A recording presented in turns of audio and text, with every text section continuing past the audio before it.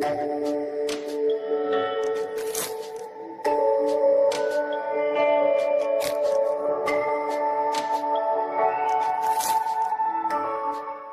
again, a warm welcome to Venerable Ajahn Brahm, our dear Ajahn Brahm.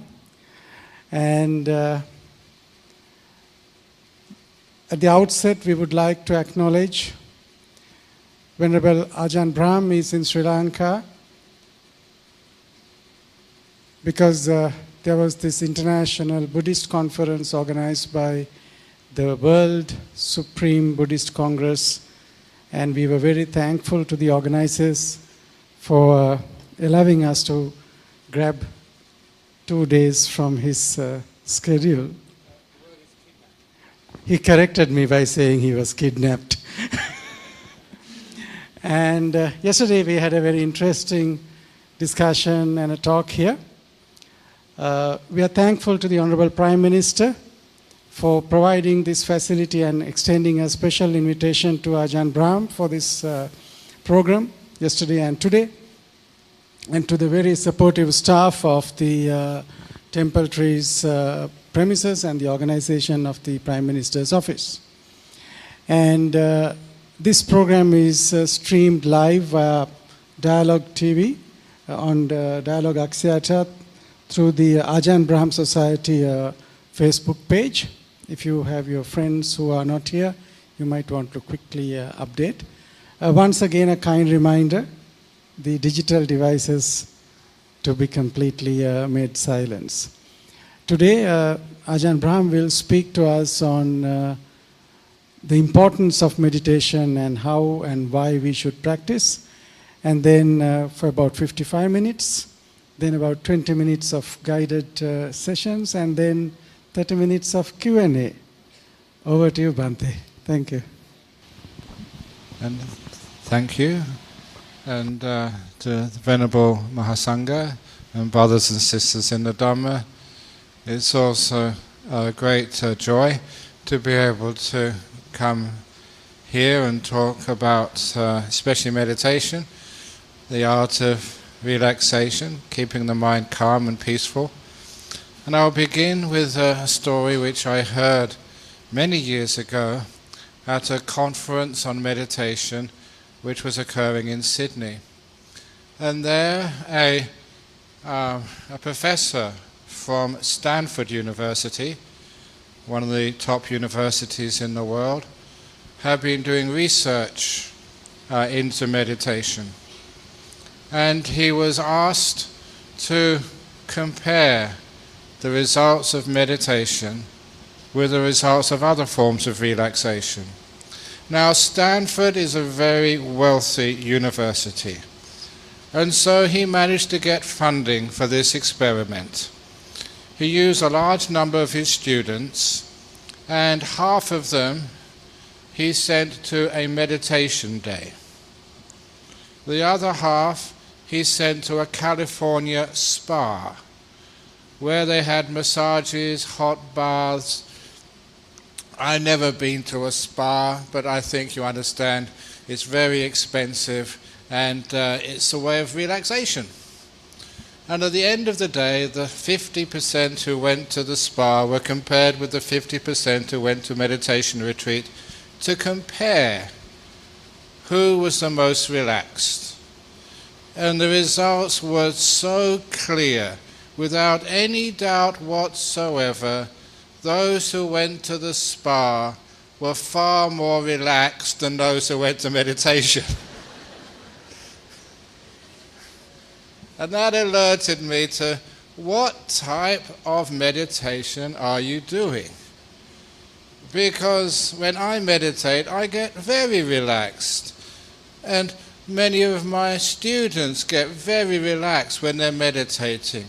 And in fact, when I teach meditation at retreats, the first couple of the days, when I see the people meditating, they're so relaxed, half of them are asleep.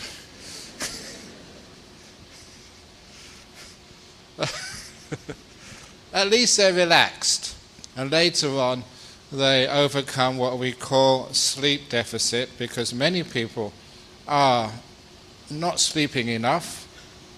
And no, just that much, being able to relax so you get a good night's sleep, that solves so many health problems in our modern world. Not just health problems, but emotional problems. To this day, it's my understanding is, I could be exaggerating, but I think there's a lot to be said that because people don't sleep enough, they don't know how to relax, it's one of the reasons of greater incidences of things like cancer. People are too tired.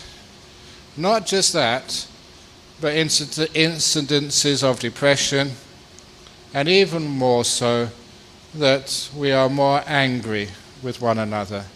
I think you all know if you haven't had a good night's sleep, if you're not rested and relaxed, we don't have what we call resilience.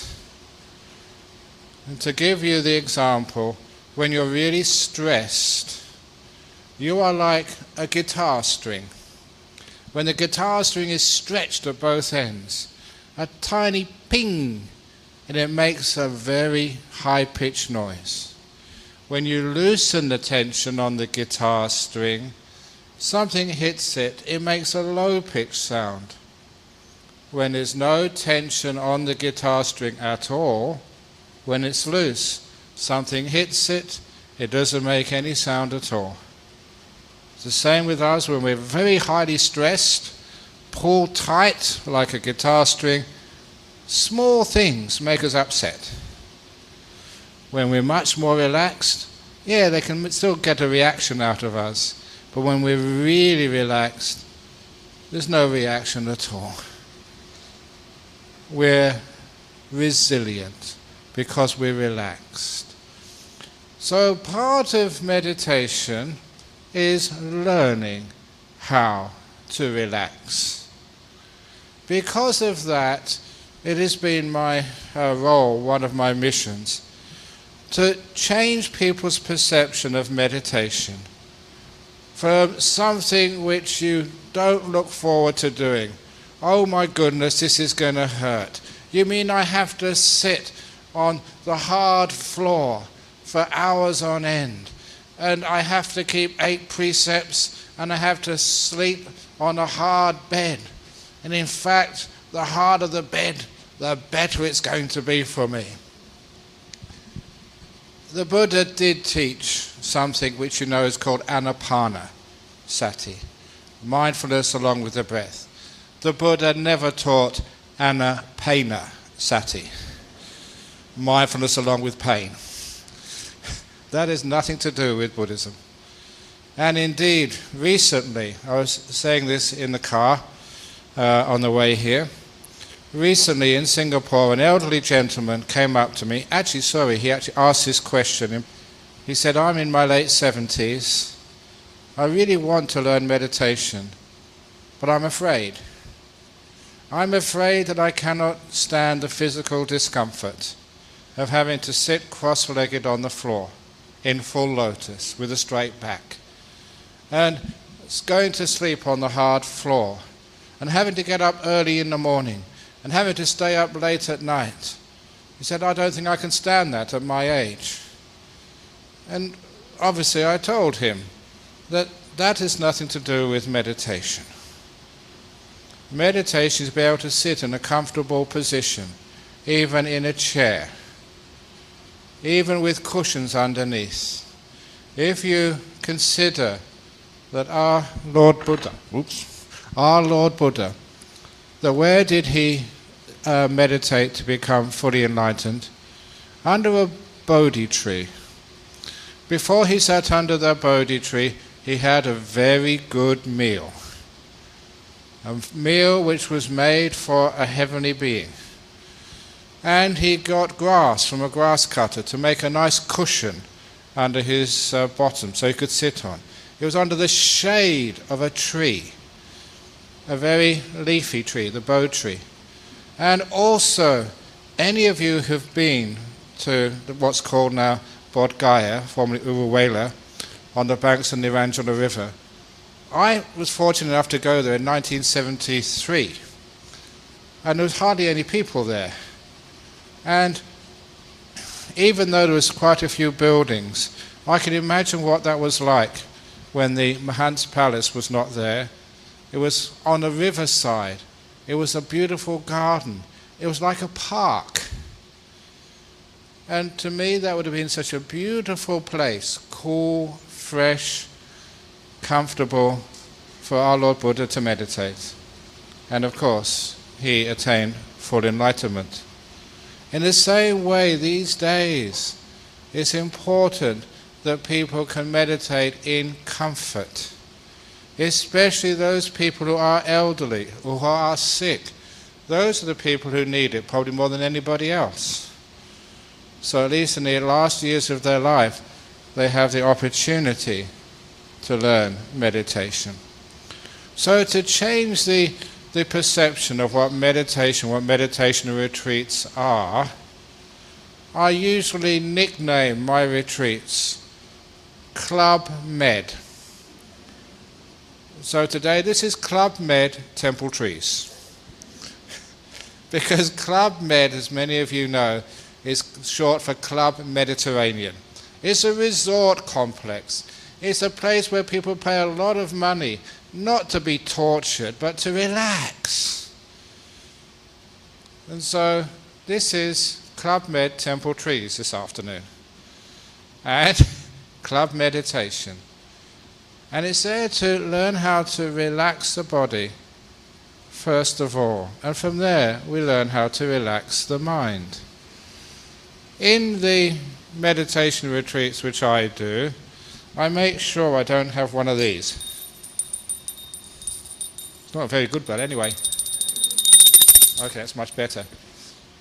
Because I recall when I was a young meditator, sometimes I was getting nice and peaceful and calm, and then as soon as I was just about to drop into deep meditation,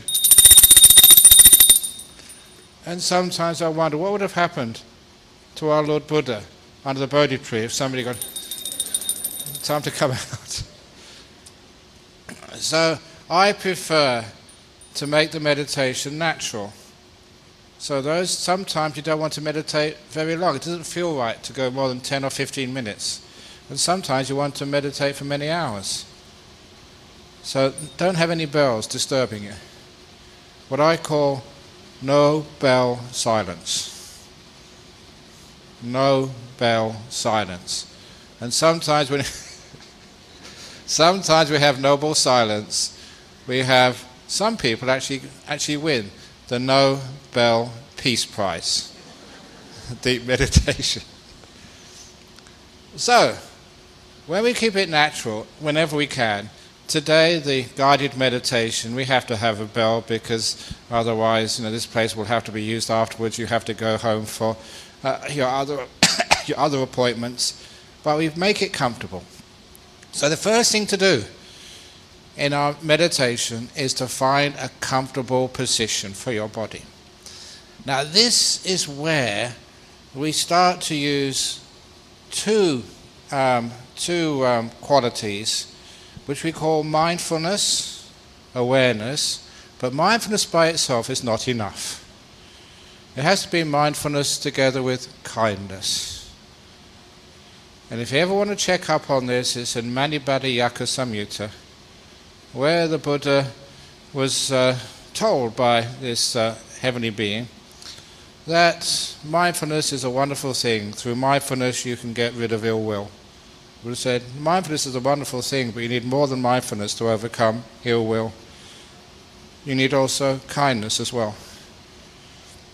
Those two together, mindfulness and kindness, according to the Buddha in that sutta, is important for you to relax the body.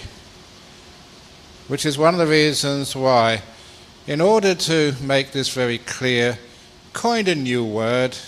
It's wonderful to invent new words, and that was not mindfulness, not kindness, but kindfulness.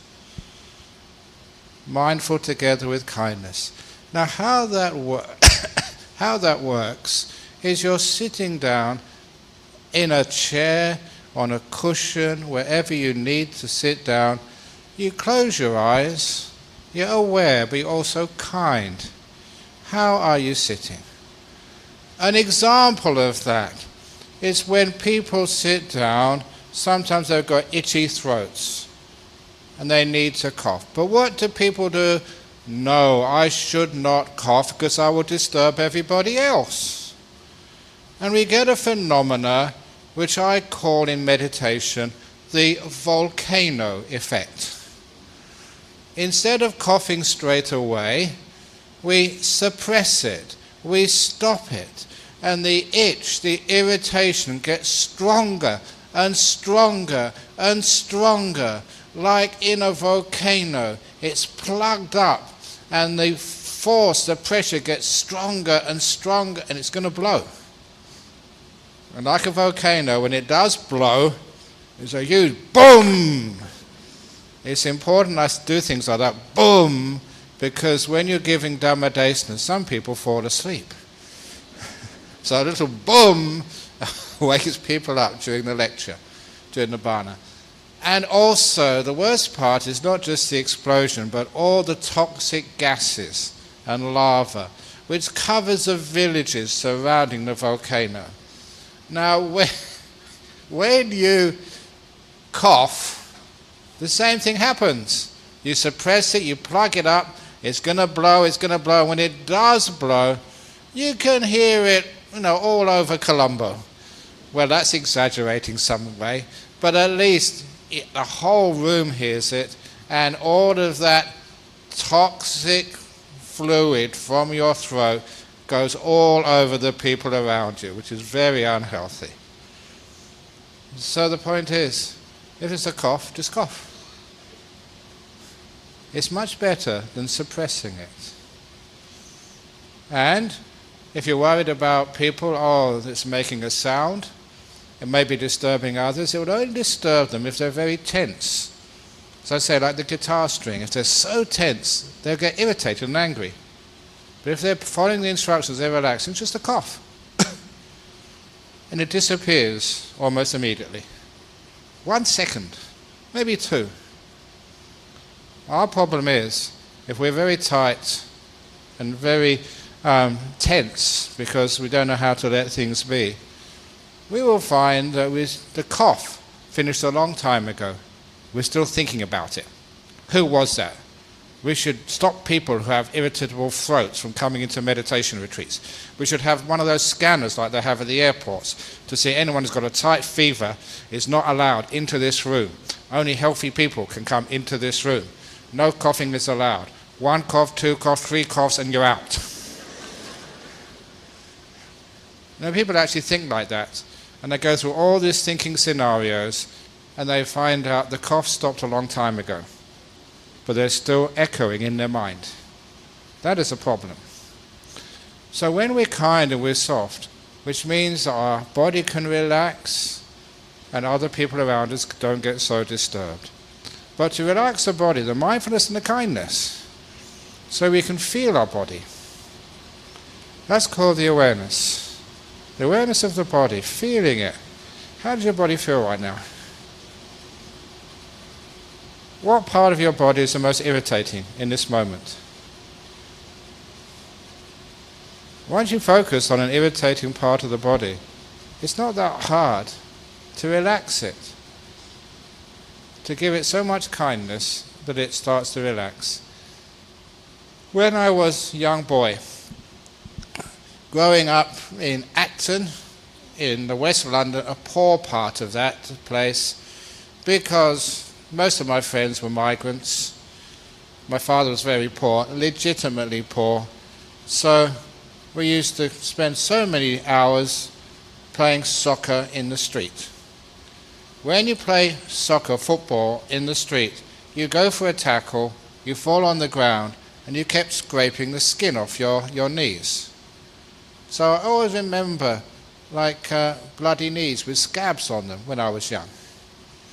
And when I used to do that, see the scabs, fall over and graze my knee, I'd go running to my mother straight away, and my mother would kneel down to her maybe 8-9-year-old child, and she'd put her mouth on the open wound to kiss it better.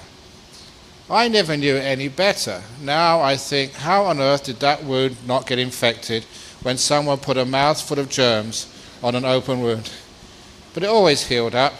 But most importantly, the pain disappeared immediately. Just the mother's love was one of the best analgesics, taking away the pain from a 6 or 7, 8-year-old kid's knee. And always remember that, the power of compassion to take pain away.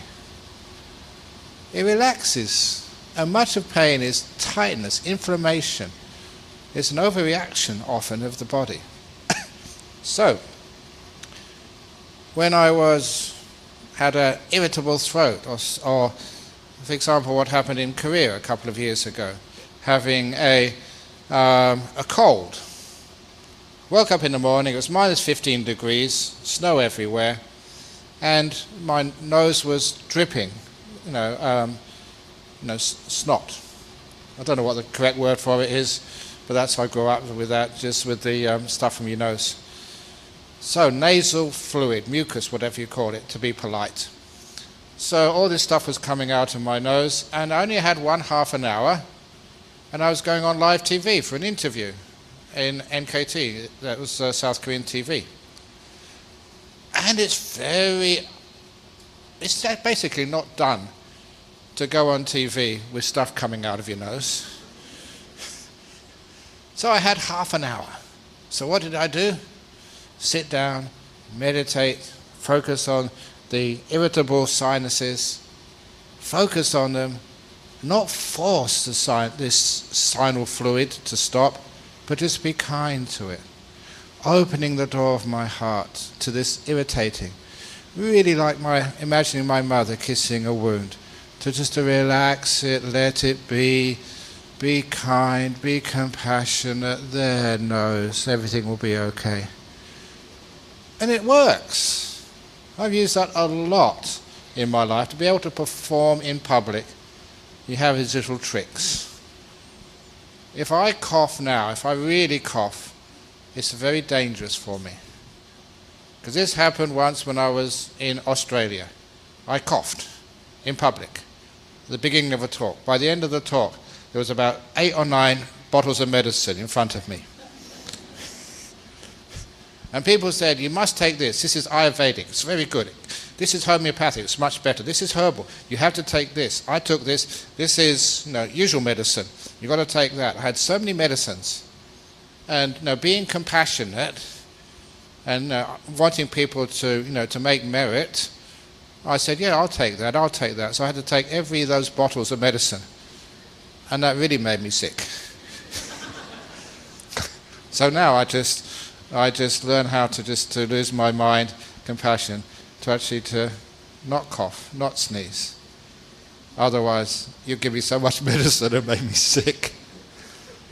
So anyway, it works. It's amazing just how you can, mindfulness and kindness, you can relax the body. Now something happens when you relax the body very deeply. It's better than going to a spa. And you save so much money. You can really relax the body. You can feel it. Because mindfulness gives you feedback. In the same way you may be driving your car through the traffic. Maybe this simile doesn't really work in Colombo because there's too many traffic jams. But imagine that you're on a freeway, because in places like Australia, they have speed cameras. Do you have speed cameras in Sri Lanka? I don't think you need them, do you? You can't go fast in Colombo.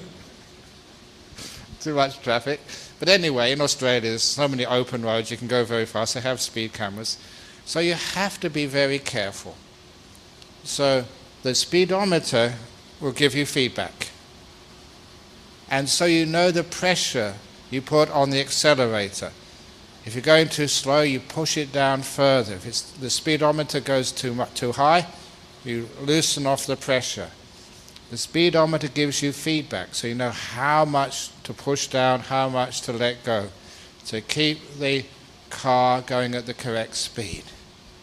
In the same way, that the feeling in the body, the ache, the pain, the tension, the irritation, that gives you feedback. Once you're mindful of that, aware of that, to know how I can relax it.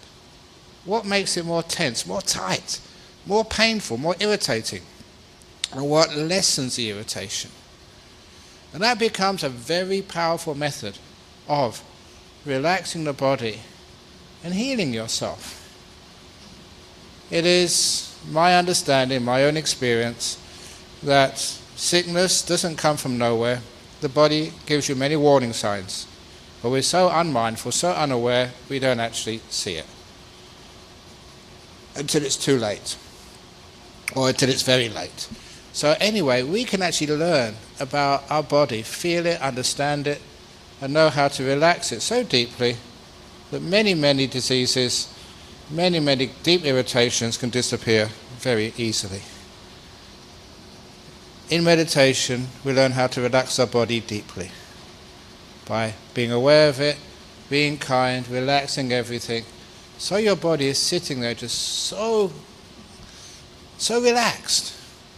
Now there's something which happens when your body gets relaxed. It's one of the reasons why people do spend a lot of money going to spas or resorts. The reason is because it's delightful, it's enjoyable. The pleasure of having a nice, relaxed body.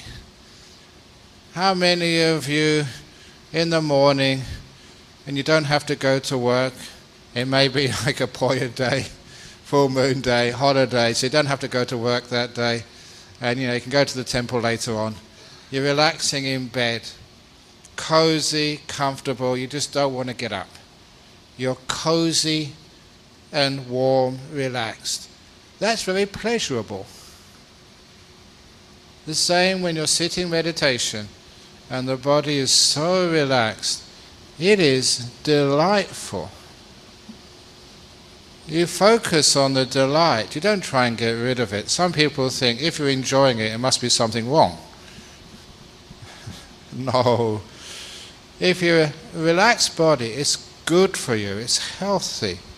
So you're sitting there, the body's really relaxed, and you enjoy the delight of a relaxed body. And you find that the relaxation goes deeper. When you notice the delight, it relaxes even more. It's an interesting phenomena which we use later on in meditation. The delight becomes a vehicle to further relax. So you do that with the body first of all, until your body is just sitting here just very comfortable. And sometimes you look, this is my 67th year now, and my body is just really nice, really healthy. It feels good. And you ask monks in the monastery where I live, when was the last time a long time ago.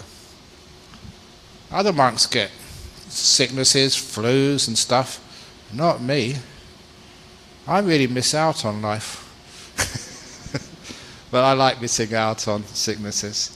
So there you are. Your body's really relaxed. I'm sitting there, it's totally relaxed. So now the body's been dealt with. Now we do the same in our emotional world, our mind. The mind, see people say, well, what is the mind?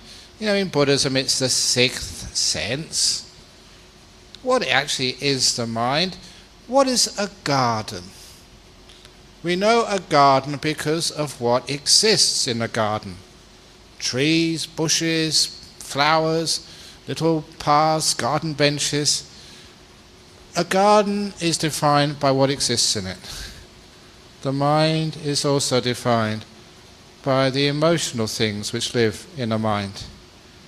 Kindness, compassion, love, peace, anger and fear. They're all the weeds in the garden we call the mind. That's how we know what the mind is. In particular, peace or agitation. These are two very important plants which exist in the human mind. And at this point I'm encouraging people to focus on that more than any other quality in the mind. to ask yourself, even as you can ask yourself now, you don't need to speak it out, but just ask yourself, in a number from 1 to 10, how peaceful or how agitated are you? 1 means really peaceful. 10 means agitated. So ask yourself, from 1 to 10, how peaceful, how agitated are you? I don't care what that number is, but you have just been looking at what I've called the peaceometer. Not the speedometer, the peaceometer. That quality in your mind which indicates how peaceful you are or how agitated you are, or disturbed if you like. Once you're mindful of the peaceometer, what makes your mind more agitated? Which moves that needle further up to being really, really disturbed. And what calms that mind down, moves that needle closer to 1. What you are doing here, you're mindful of one of the most important parts of meditation. How peaceful you are, how agitated you are. And you start to understand, what is it that causes the needle to go closer to 1? What causes it to go up to 9 or 10 or 11, 12, 13, be really agitated, go off the scale? And you'll find the cause of peace, emotional peace, and the cause of emotional disturbance, mental disturbance. You'll find that for yourself. You'll find what it is kindness. The same thing which relaxes the body, relaxes the mind. Opening the door of your heart to this moment, being kind to this moment, caring for it. Wanting, trying to get something, trying to get rid of something that will move that needle up to 8, 9, 10. You become agitated. Let things be, you relax. The same way your body relaxes, that's the same way the mind relaxes. For those of you who know your suttas, where is this said in the suttas? 3rd Satipatthana. Mindful of the qualities of the citta, agitated or peaceful. And also, what is the cause of these things becoming more agitated or more peaceful? The Vaya Dhamma and the Atthagama Dhamma, coming and going. So the Upada Dhamma and Vaya Dhamma, how these things arise and pass away. What causes them? You're understanding how your mind works. Now that's really important when you start the meditation, because so many people, when they say, oh, I've got to watch the breath, I've got to scan the body, I've got to do this, I've got to do that, that's far too much work and busyness. And sometimes, yes, you start watching your breath. After 5 or 10 minutes, actually not that, 5 or 10 breaths, you can't do anymore. And so you struggle, I've got to watch my breath. I'm going to really watch my breath. And you get more tense. That's not meditation. You're supposed to be relaxing, becoming really peaceful. So when you do this preliminary, it's what in even Anapanasati we call arousing mindfulness. Get the mindfulness up first of all. Be peaceful and you find you're aware. Now one of the things which is how we become peaceful is when we let go of the past and the future. We don't worry about things which have happened in the past. We don't start thinking about all the problems of the future. You'll find when you start dredging up the past, that needle, the peaceometer, goes up, more and more agitated from the past. When we start thinking about the future, oh my goodness, what am I going to have for dinner tonight? I wonder if there's any left. If I'm going to make the plane this evening. I wonder if I can, what's going to happen when I get my biopsy report tomorrow? I wonder what's going to happen in the traffic. Will I get there in time? What's going to happen in the stock market? What's going to happen with Kim Jong-un? Maybe there's a missile on its way to Colombo right now. Maybe it was meant to go somewhere else, but it's coming here. Who knows what's going to happen? Bah, bah, bah. Can you see how agitated the mind becomes through fear? So it is important to be able to, when we start meditating, to let go of the past and the future. Otherwise we're not mindful. Mindfulness always lives in the present moment, or the past or the future. So people find it so difficult to let go of the past or the future. How do we do that? Through kindness to the past. You try and get rid of it. I don't want to remember the past. I'm not going to worry about the future. I'm not going to worry. You worry more. There's an old simile which I've used a lot. So much I was saying Venerable Nisarano, it's been plagiarized in a cartoon done by an American gentleman, The Anger-Eating Monster. The anger-eating monster is this. There was a king who was off somewhere, probably on a meditation retreat, and while he was on a meditation retreat, this big, dangerous, scary monster came into his palace. And the security, we have wonderful security around temple trees, but if it's a real dangerous, scary monster, other security, they run over the walls. They hide under the cars. They go over the walls to hide, because this was one scary monster. And that allowed the monster to go right into the palace and sit on the emperor's throne. And at that, the security guards got really upset and said, "Get out, you don't belong on that throne. Who do you think you are? That's our empress's throne. Get out, now." Are those few unkind words, angry words, and angry gestures, even unkind thoughts, the monster grew an inch bigger, more ugly, more smelly, and more frightening. And every time they threatened that monster, "Get out now," the monster just got bigger and bigger and bigger, more stinky, more ugly, more frightening. And when the emperor came back, the king came back, the reason why he was the king was because he was really smart. So when the king came back, he looked at this huge monster. It was massive.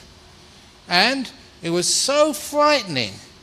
And the smell which came off this monster's skin was so foul that even maggots crawling on his skin vomited. Not even maggots could stand the smell. But the king knew exactly what to do. He said, "Welcome, monster. Thank you for coming to visit. Has anyone got you a cup of tea yet? Good Sri Lankan tea with tinkiri." And he was really kind. Like some hoppers. And straight away, with sincere kindness, the monster shrank an inch, got a little bit less violent, little less frightening, little less smelly. And all the people in the palace understood their mistake and what they should have been doing from the beginning. They just gave so much kindness, so much compassion to this monster. Every act of kindness, the monster shrank, got less violent, less aggressive, less frightening, until that monster was soon down to the size when he first came in. But they carried on with the kindness, with the compassion, until the monster was so small that one more act of kindness and the monster vanished completely away. That's based on a story told by the Buddha of the anger-eating monster. It feeds on ill will. Get out of here, you don't belong. Just makes it bigger.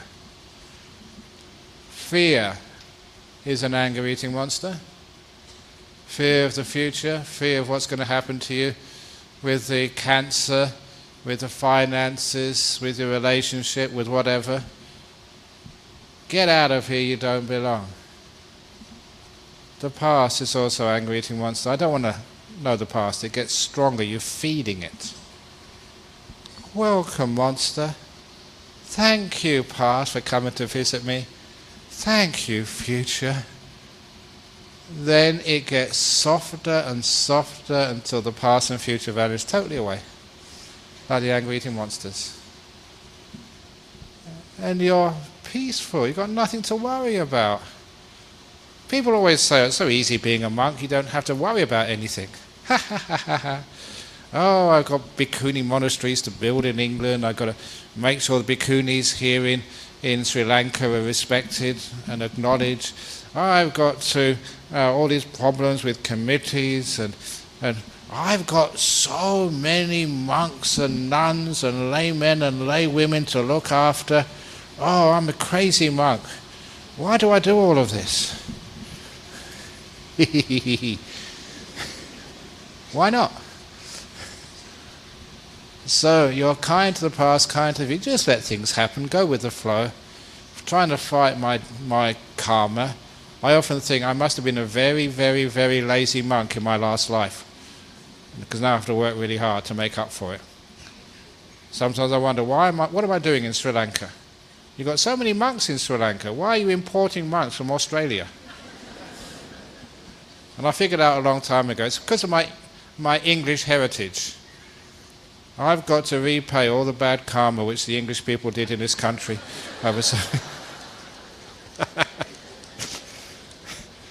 But anyway, just you have fun, you enjoy, your fate. So anyway, you're kind to the past, kind to the future, which means they disappear. And then you can be in this moment. When you're in this moment, it's so easy. Once you're in this moment, then you can start watching things like the breath, looking at your body, whatever you need to do. A lot of times, if you watch the farmers planting rice, a lot of that work is in preparation, making sure those paddy fields have just got enough water and just making the little overflows so it doesn't get too much, waiting for the right time to get the seedlings in first of all. Preparation is so important. If they just go planting seeds of rice any old place, of course it won't grow. Preparation before you start doing things like watching the breath. You prepare first of all, get yourself really comfortable, get the body relaxed, relax the mind, let go of the past and the future. Then it's quite easy to watch the breath. It's not a problem. In fact, it happens quite naturally. Why? Why is the breath probably the most common form of meditation object? I often wondered that and discovered that maybe the rhythm of my breath, going up that rhythm, I remembered that from the time I was in my mother's womb. Imagine you're a baby, not baby, like a fetus in the womb. You can feel your mother's tummy going up and down, the rhythm of the breath, and then the first few weeks of your life, breastfeeding on her chest.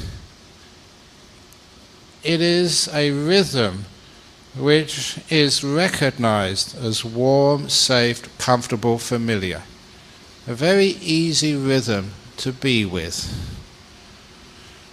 So it's delightful being with the breath because it's a very comforting sort of rhythm.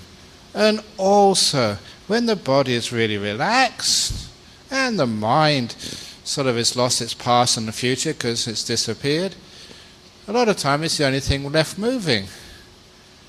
Everything else is quiet except for so we just start watching the breath.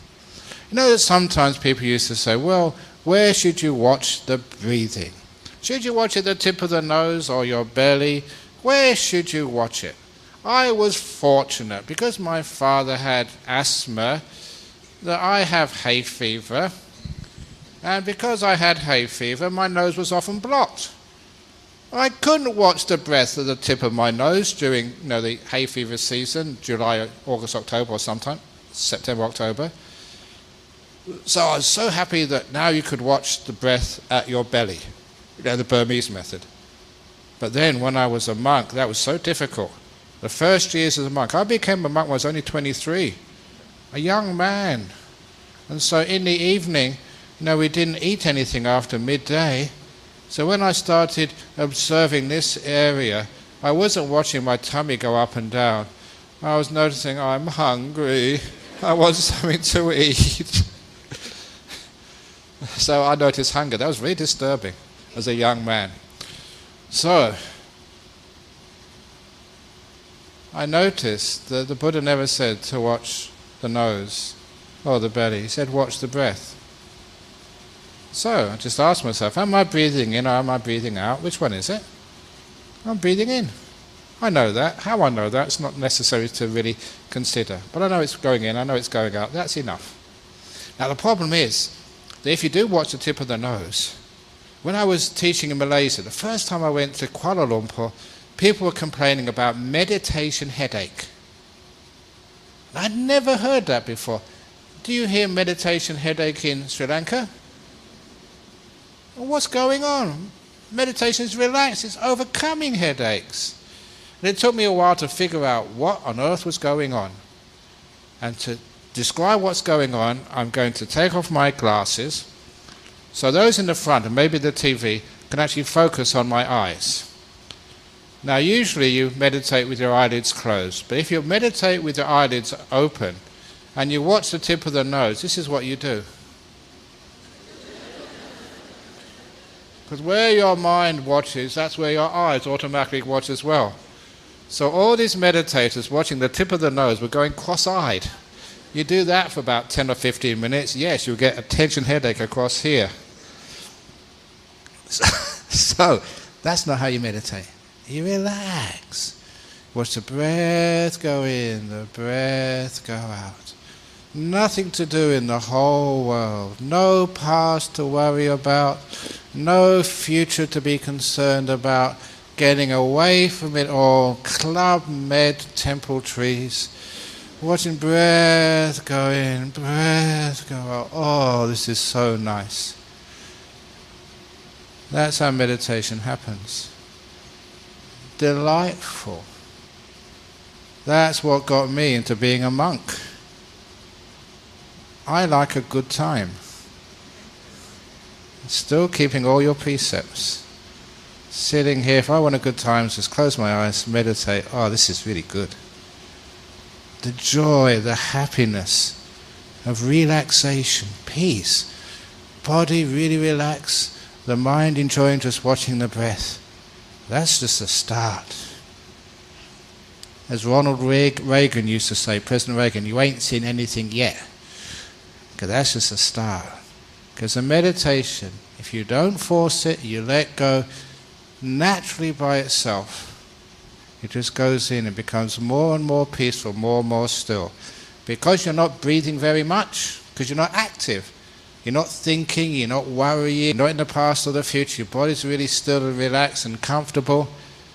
You're not using much fuel in your car. It's a wonderful thing today because apparently there's a petrol shortage. But there's an energy shortage as well in your poor overused brain.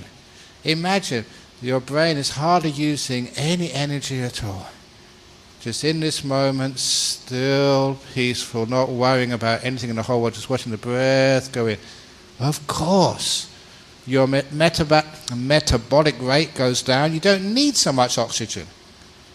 So you breathe in less and less, more and more peaceful, more and more joy, more and more happiness comes into the meditation. That is how the Buddha taught. 5th, 6th stage of Anapanasati, experiencing piti and sukha, joy in the meditation. Once you know how to do that, meditation's fun. It's joyful. You just love doing it. That's why my meditation retreats, which I teach in Australia, it's almost impossible to get in them. As soon as they open up for booking, usually 1 minute or 2 minutes, and it's all full. Why? Because people love it. They enjoy it so much. And that joy, that happiness goes deeper relaxation. Happy to be here. They don't want to think about anything or do anything. And the joy, the peace gets bigger and bigger and bigger. And then the joy is much stronger than the breath. You see these beautiful lights in the mind. The nimittas. The sign of your citta, your mind. Beautiful lights. Like the moon on a Poya night. Clear sky, a beautiful radiant moon. That is an important part of the meditation. That means the body is relaxed and disappeared, and the sixth sense of mind is coming up. It's not hard to do. It's natural. It's just what happens when you get out of the way and stop interfering. It's a natural process. When you let go, when you don't drive the car, it stops. Now many people experience those lights in their meditation. They're not dangerous. In fact, it's dangerous not to meditate. When they come up, just relax, enjoy, and see what happens next. And of course, what happens next is they get brighter and more brilliant. And your body is perfectly safe. So safe.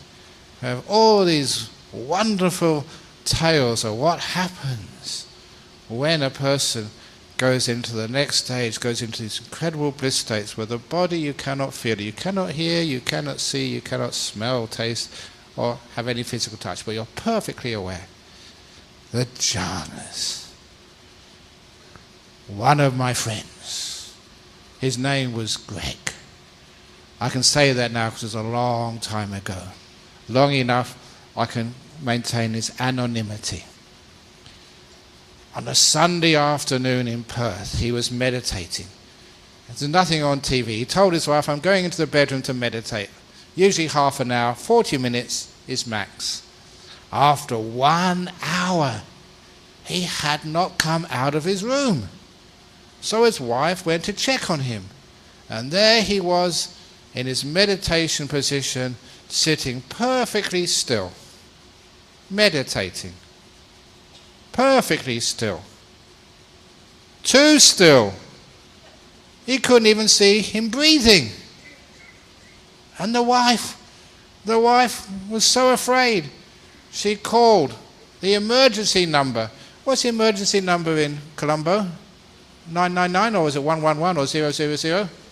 It's very difficult. If I had an emergency, I wouldn't know which one to call. They should standardize them throughout the whole world.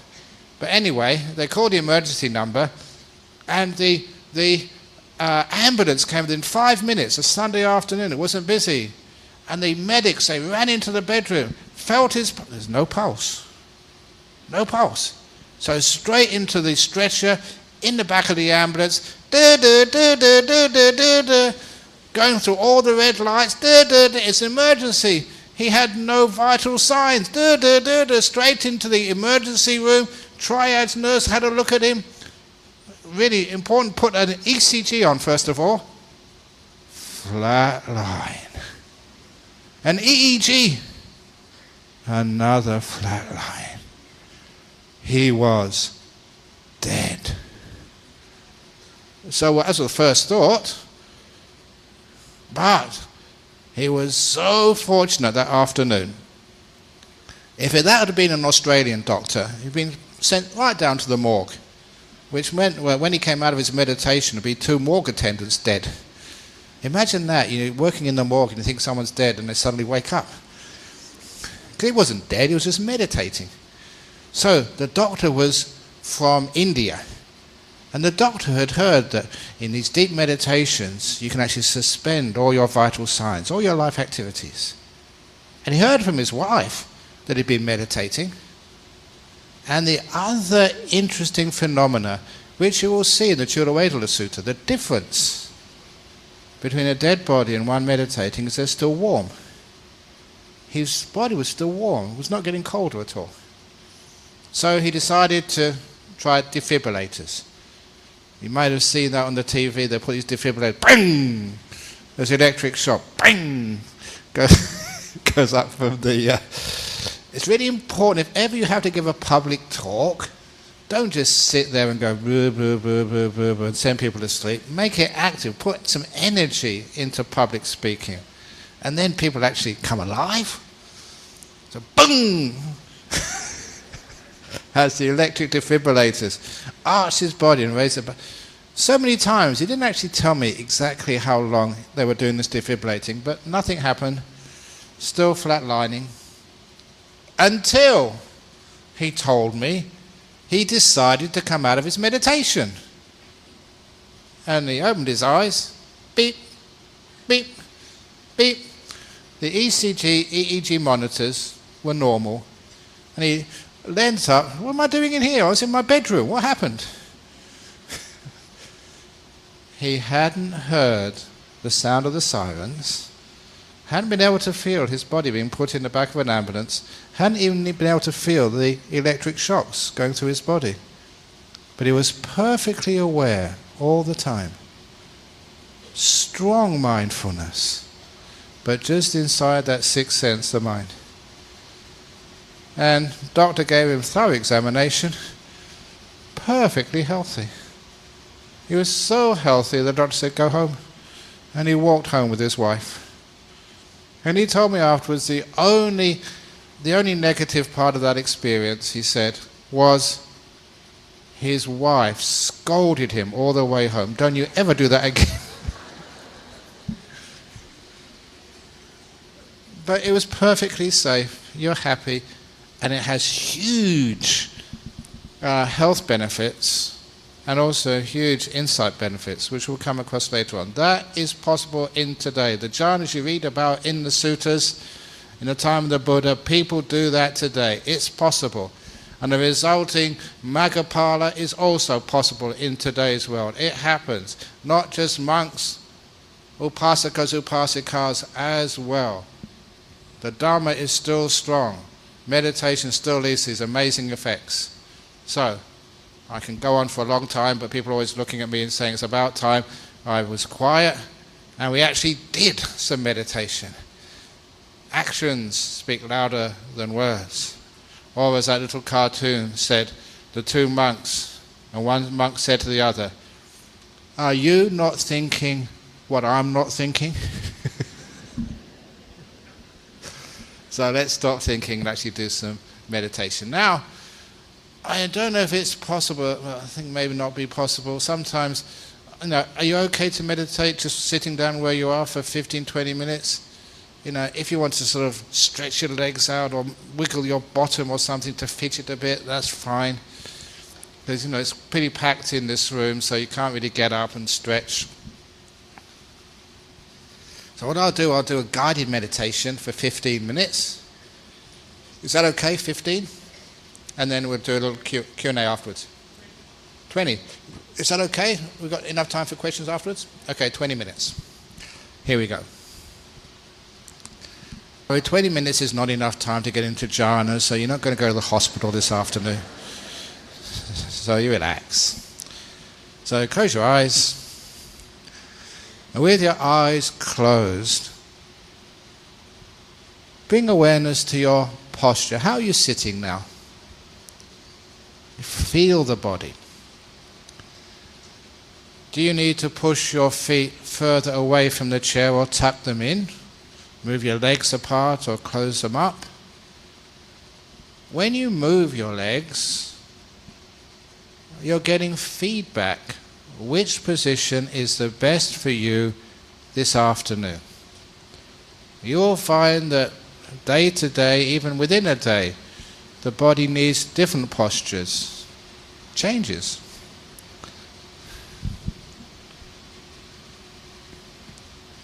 So I'm looking at my body, making sure my robes are just nice. My legs, yeah, they're pretty good. And then even your bottom. Have you ever noticed how people fidget? Because we don't really give much attention to our bottom, our buttocks, sitting on a chair. So fidget them until you get the best possible position for them. Every time you move, you get a different experience. Mindfulness gives you feedback, and kindness gets the best position for your buttocks. And once they've been looked at and are comfortable, then your back. Sometimes you need to slump. Sometimes you need to be straight. Sometimes you need to lean back against the backrest of the chair. Try all of those until you find what you feel is the most comfortable. Physiotherapists say the best position for your back is to lean back on the backrest, 15 degrees from the vertical, which is why the chairs are made like that. So if you want to lean back, fine. If you want to be straight, fine. You discover the optimum, the best position for you. And I like just moving my back, fidgeting around to try and get the most comfortable position. Have you ever seen a dog or a cat curling up in the bed? They move this way and that way until they get really comfortable. The cats and dogs know about posture. Once you've prepared your body, got your back okay, now your arms and your hands. You find so many books saying, oh, you put your hands this way in this mudra or that mudra. Look, feel it yourself. Your hands right now, what is the most comfortable position for them? A position which you can maintain for another 17 minutes.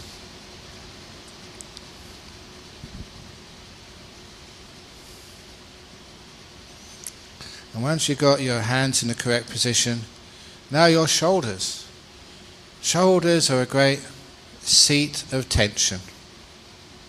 So, imagine your shoulders, all these tendons, these muscles, like a bundle of strings or straws, a whole bundle of them being stretched at both ends. On the left shoulder muscles, the right shoulder muscles, they're stretched. And now imagine letting those strings go. So they're loose. Every strand of muscles relaxes. Your mindfulness, knowing the feelings in your shoulders, can find how to relax. Letting go, kindness, opening the door of your heart to these feelings in the muscles. Like a mother kissing a wound better. It relaxes and is kind and beautiful. You're relaxing your body. And then go up to your neck. I have a little irritation in my neck, just a bit of allergy to something or other. It's really just unfortunate being a senior monk having allergies, because I always have to sit closest to the flowers. Never mind. I relax my throat. Feel the irritation and relax it. Giving this beautiful soft attention to an irritation.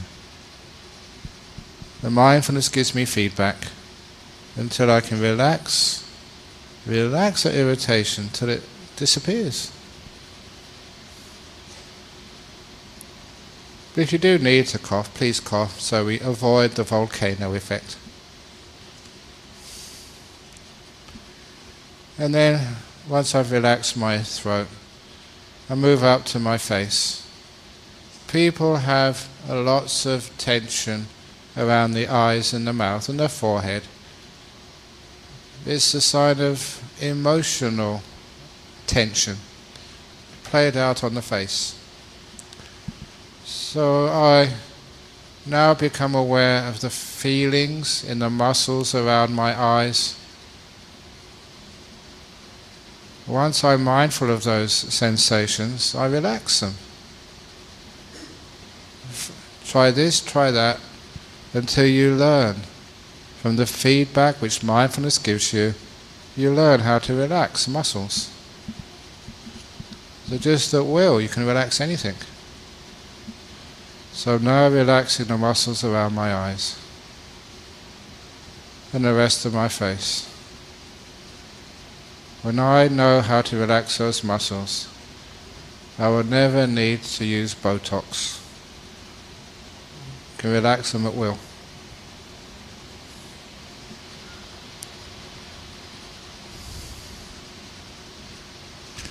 And once my facial muscles are relaxed, I look at my whole body sitting here as a unit, relaxed, at peace. And next I like to go to a part of the body which may still be irritating, maybe inside your body.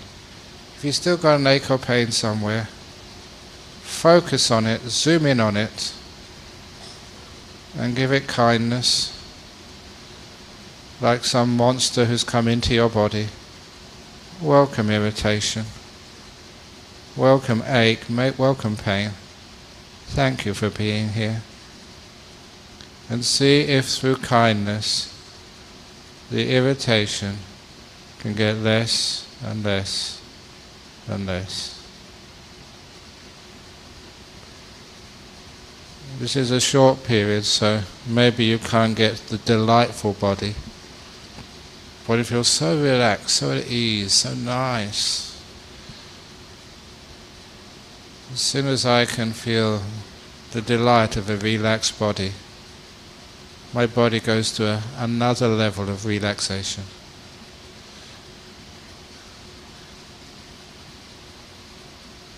Look at my body, it's not a tight piece of body anywhere.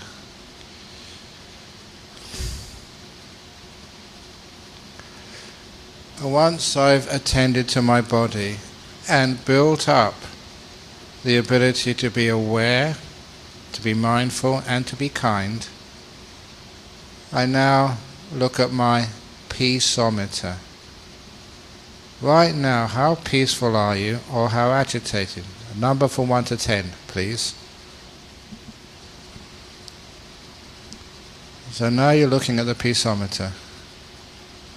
What attitude of mind is needed to move that needle closer and closer to peace?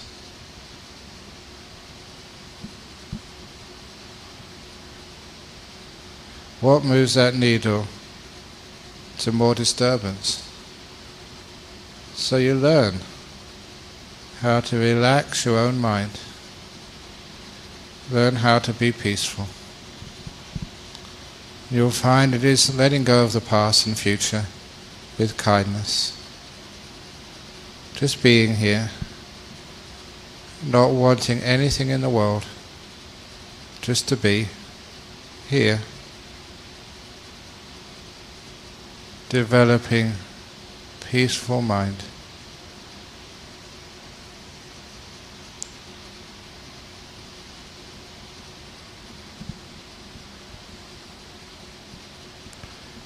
Your mind is also like a rubber band, pulled to the past, stretched into the future. That's why your mind feels stretched. So you let go of the past. You let go of the future, so nothing is pulling at your mind. Nothing is pushing it, squashing it, stretching it. You're letting go. You're just here, in this moment, with kindness, just like a Buddha smiling on you. You don't have to achieve anything. You are loved as you are. Don't have to please anybody. Your mind can relax. As Ajahn Brahm would always remind me, we meditate to let go, not to attain. To be peaceful, to be kind.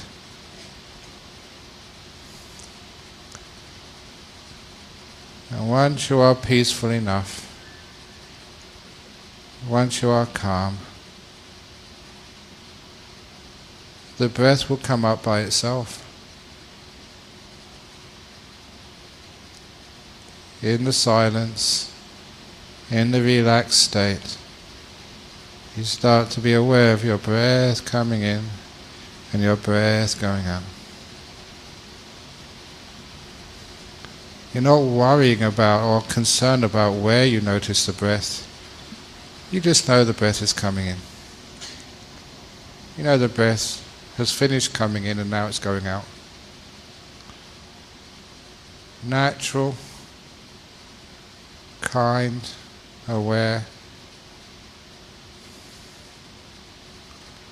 Making sure the peaceometer is still going down closer to 1. Making peace with your breathing.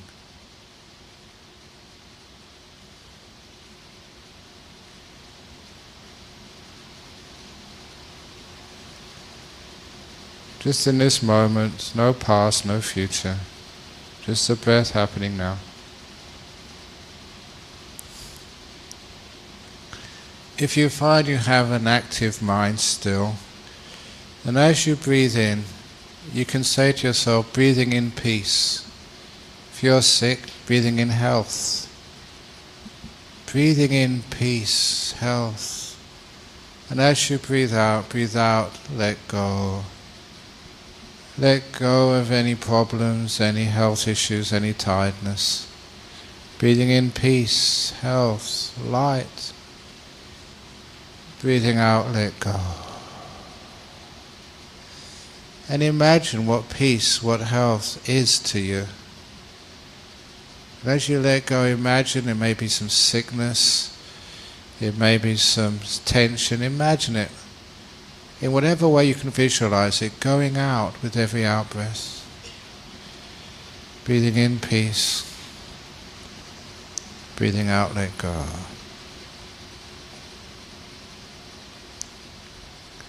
If you need to cough, please just cough. Don't become tight and controlled. Relax, let go.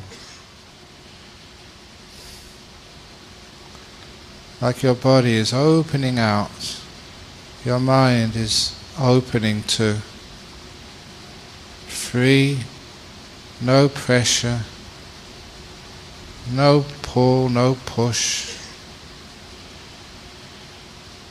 Breathing in peace. Breathe out, let go.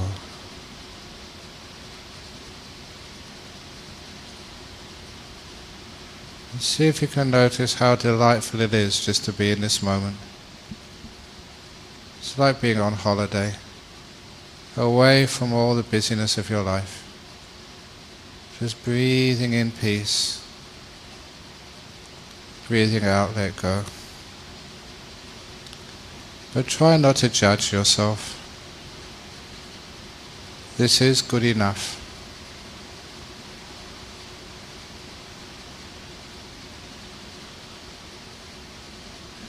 We only watch one breath at a time.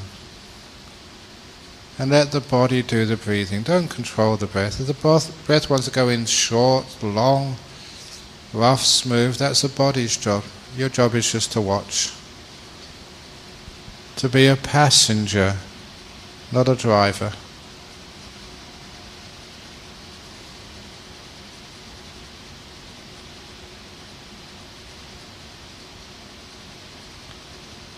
Just breathing in peace. Breathing out, let go. Not a care in the world. You deserve peace. Freedom from time. Just here in this moment. Breathing in peace. Breathe out, let go.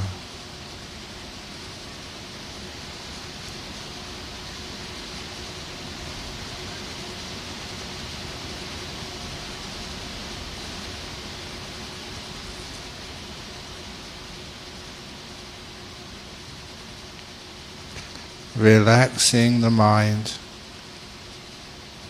letting go.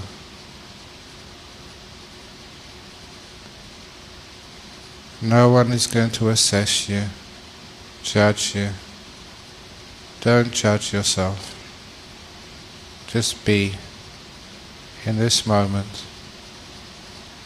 bringing that peaceometer needle closer and closer to one.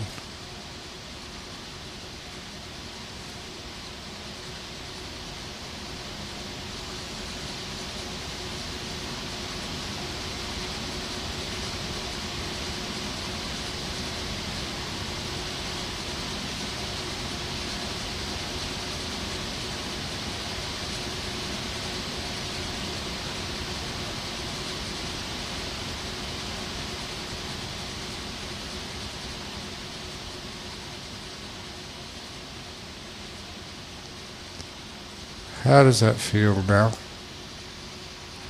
What's it like? Your mind, your body,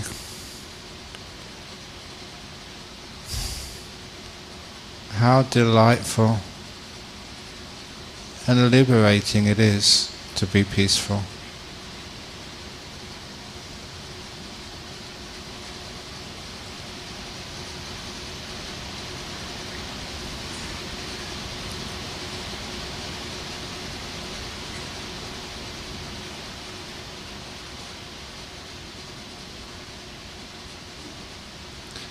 It's getting very close to the end of this short period of meditation.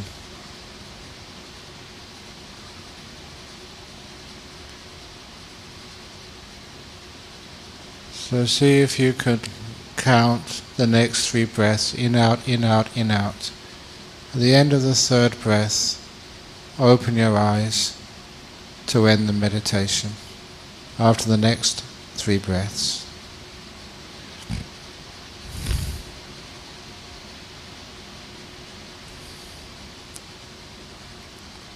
And then please smile.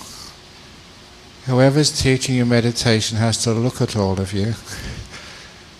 It makes me feel happy when you smile at the end of a meditation. Thank you. Okay, there we go. So now we have time for some questions, hopefully just on meditation. So first of all, how did that go? Was that okay? Was that easy? Did anybody go into jhanas and get taken off to hospital? No. Sounds so simple, but it's very difficult to do. Sounds so simple because it is simple. It's a default state. It's what happens when you don't do anything. Meditating. People always want to do meditating. Meditating is the opposite of doing something. It's stopping, letting go. There's an old simile of meditation, actually not an old simile, a new one, because I invented it. The donkey and the carrot. Do they still have donkey carts in Sri Lanka? No. Okay. Actually, I saw one a long time ago. They have it in India. They used to have them in Europe. So have donkey and the cart. The trouble... Okay. Very good. Okay. Donkey and the carrot. If you get a stick and you beat the donkey will not pull the cart. Instead, you tie the stick to the donkey's neck. So the front of the stick is 2 foot in front of the donkey's head. At the end of the stick, you put a string. At the end of the string, you put carrot. Donkey likes carrots. So maybe if it was a Sri Lankan donkey, you may have to put a mango or a hopper or something there. Depends on the time of the day. So there, the donkey sees a nice juicy mango. And donkey likes the mango. So what does the donkey do? It goes towards the carrot. Let's use the carrot. Goes towards the carrot. And when the donkey moves towards the carrot, so does the stick, so does the string, so does the carrot. So it doesn't matter how fast that donkey goes, the carrot is always 2 foot in front of the donkey's head. That's how some people meditate. Always chasing, chasing, chasing. They never get peaceful.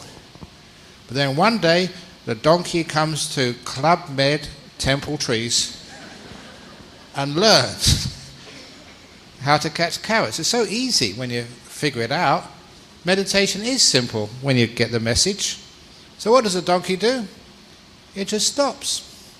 Been running after the carrot all day, now it just stops. What does the carrot do? Because of momentum, the carrot swings further away from the donkey. The donkey doesn't get upset, it just stops, is patient. Goes further away until the carrot is 4 foot in front of the donkey's face. Never been that far away before. But then something strange happens. Swings all the way up, 4 foot away, and then starts swinging back again. Soon it's a normal place, 2 foot in front of the donkey's mouth, coming at great speed towards its mouth. It stops, it swings up, back, and the last thing the donkey always must remember after stopping is compassion. As the carrot comes close to the donkey's mouth, the donkey says, "Carrot, the door of my mouth is open to you." And that's how they catch a carrot. If you just stop, your mind becomes peaceful. Remember Angulimala? Stop! Monk, said Angulimala to the Buddha, and the Buddha said, "I have stopped, you stop." Angulimala stopped. Not physically, but also mentally. Stopped, and the carrot comes towards Angulimala. I think that's a good point for the first question I have got here. Yeah, go on. Is the question of, now you were always saying, let go and let it be and all that. And where does effort, virya comes? We are supposed to, atapi and all this. The effort to restrain, the effort to abandon, the effort to develop good things. You strive and you just get stuffed up in your head. You get tense, you get sick. The right effort, which is coming from the samasankappa, the right, I call it right motivation. Sometimes people call it right thought. The second factor of the Eightfold Path. And that is renunciation, nekama sankappa, avayapada, no ill will, a synonym for metta, and ahimsaka sankappa, which we all know from Mahatma Gandhi, gentleness, non-violence. That's the second factor of the Eightfold Path, which actually is where the effort is coming from. The effort of renouncing, letting go, giving up. Stop judging yourself. Stop striving. Be kind. It's wonderful kindness, compassion of a Buddha. The Buddha strove, or rather the Bodhisattva strove for 6 years. Got nowhere. Stop striving, was kind.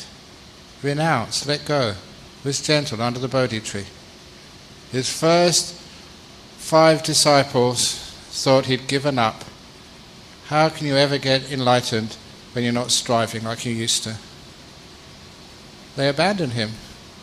But when they saw the Buddha after his enlightenment, they realized this teacher was onto something. And he taught the middle way. Letting go, renouncing, giving up. The 4 ways of letting go, second noble truth. What are those 4 ways? Remember, it's chaga, giving up, giving away, not getting things. Striving is what you get things. Giving away, chaga patinissaga, which is another word for renouncing. Muti, freeing. Anali, not letting anything stick. The Teflon mind, or what I usually use these days, is a lotus. A lotus flower, nothing sticks to it. If someone urinates on a lotus, the stinky, smelly urine just all falls off, and afterwards the lotus still has its very sweet, fragrant smell. Or someone pours Chanel No. 5 over the lotus. That doesn't stick. All flows off, and it still smells like a lotus. Praise and blame, nothing sticks. Gain and loss, fame and infamy, all those lokadhammas, they don't stick to you. That's a lotus. It's called letting go, renouncing, not accumulating. So it's a letting go form of effort, a stopping. It takes effort to put on the brake. It takes effort to let go. It takes effort to give up things. I think the next question is linked to that, interestingly, that I sometimes I try to meditate after a hard day's work, and very soon I realize I have fallen asleep. What's the difference between meditating and falling asleep? Falling asleep is the start of meditating. For those of you very tired. When I became a monk, it was in the jungles of northeast Thailand. I was malnourished. 1 meal a day, sticky rice. I was a vegetarian before I was a monk. Sometimes sticky rice and a frog on top. That's all we had to eat. Yeah, a frog, boiled frog. No garlic, no salt, no, just a bowl of glutinous sticky rice with a frog on top. That was all the villagers had. In fact, they gave us the best frogs. It was disgusting. But I was malnourished. And in the morning we would get up, we were only supposed to sleep 4 hours a night. I could never get below 4.5. So 3 o'clock in the morning, we'd be up in the hall to meditate. Steamy jungles. I was made in England. I was not used to such hot weather, such sticky weather. Malnourished, not enough sleep. Of course I was sleepy. So I had the tricks. What we tried to do, first of all, use effort. Didn't work. So then I tried a matchbox. You take the cover off the matchbox, you put the tray on your head.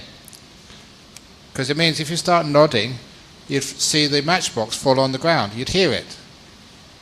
Only about 3 or 4 days, I'd overcome my sloth and torpor. I could put the matchbox on my head for 1 hour, meditate in the morning. It never fell off at all. Amazing, until one of my monks took me aside and said, "This is why the matchbox is not falling off. You're still sleepy, but instead of doing this, you're doing this."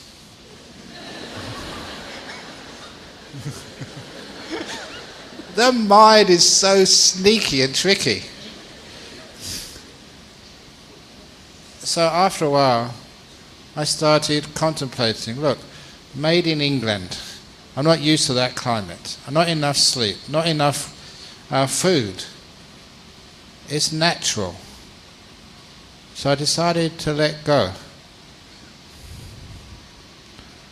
When I let go, there was not much energy in my mind. So you were dull, but you knew you were dull. And little by little, just like when the sun comes up in the morning and it evaporates all the mist, it burns off the mist. Because I wasn't wasting energy, fighting my sleepiness, but just letting it be, being kind to it, opening the door of my heartness, my energy started coming back again. My back straightened up, my head lifted up naturally, and I was peaceful. You fight sleepiness, you prolong it. The reason why you are sleepy is because you are tired. It's natural. Many of you don't know how to sleep at night. So, it happens so often in meditation retreats. As I said, when people start meditating, they fall asleep. And when they go to bed at night, they complain they can't go to sleep. So the solution is obvious. I say, well, when you're in the meditation hall, please try to go to sleep. When you go to bed at night, try to meditate.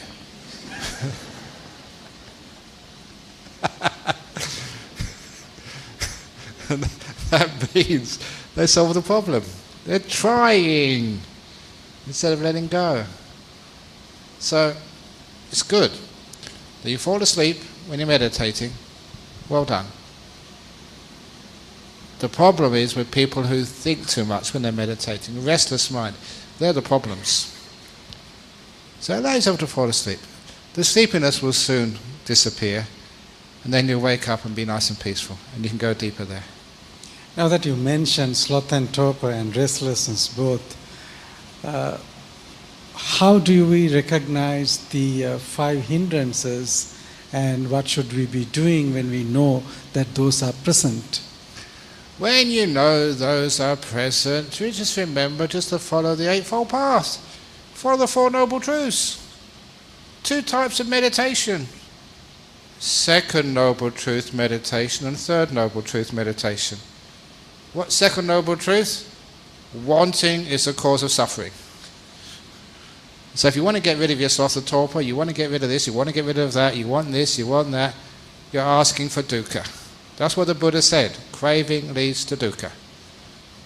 So what is Third Noble Truth meditation? Letting go.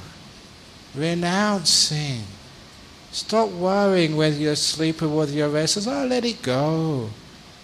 That is a path to Nibbana. And it works. You do your letting go, renouncing, giving up, second factor of the Eightfold Path. Instead of calling it renouncing, because people think that means becoming a monk or a nun, many times I say, make peace with your sloth and torpor, with your restlessness. Be kind, be gentle. Make peace, be kind, be gentle. That's almost like one of the phrases, which people recognize me by, the make peace, be kind, be gentle monk. Second factor of the Eightfold Path. You do that and you're restless, you've got sort of tiredness, they soon vanish. You're putting what I call meditation karma. There's good meditation karma, which gets to good results, peace, happiness, liberation, jhanas. Or you have karma, bad meditation karma, which leads to more problems. Karma is all about intention. Right intention is second factor of Eightfold Path. So if you're meditating, making peace, being kind, being gentle, or renouncing, being kind, being gentle, you're making, as the Buddha said, good meditation karma. It's going to have some good results. And it does. You get peaceful. You can watch your breathing. It gets delightful. You get nimittas, you get jhanas, you get the whole works. Because you made the good karma. You cannot expect to get peace by fighting your body. You can't get peace by making war. Okay. There was another interesting question which came from that.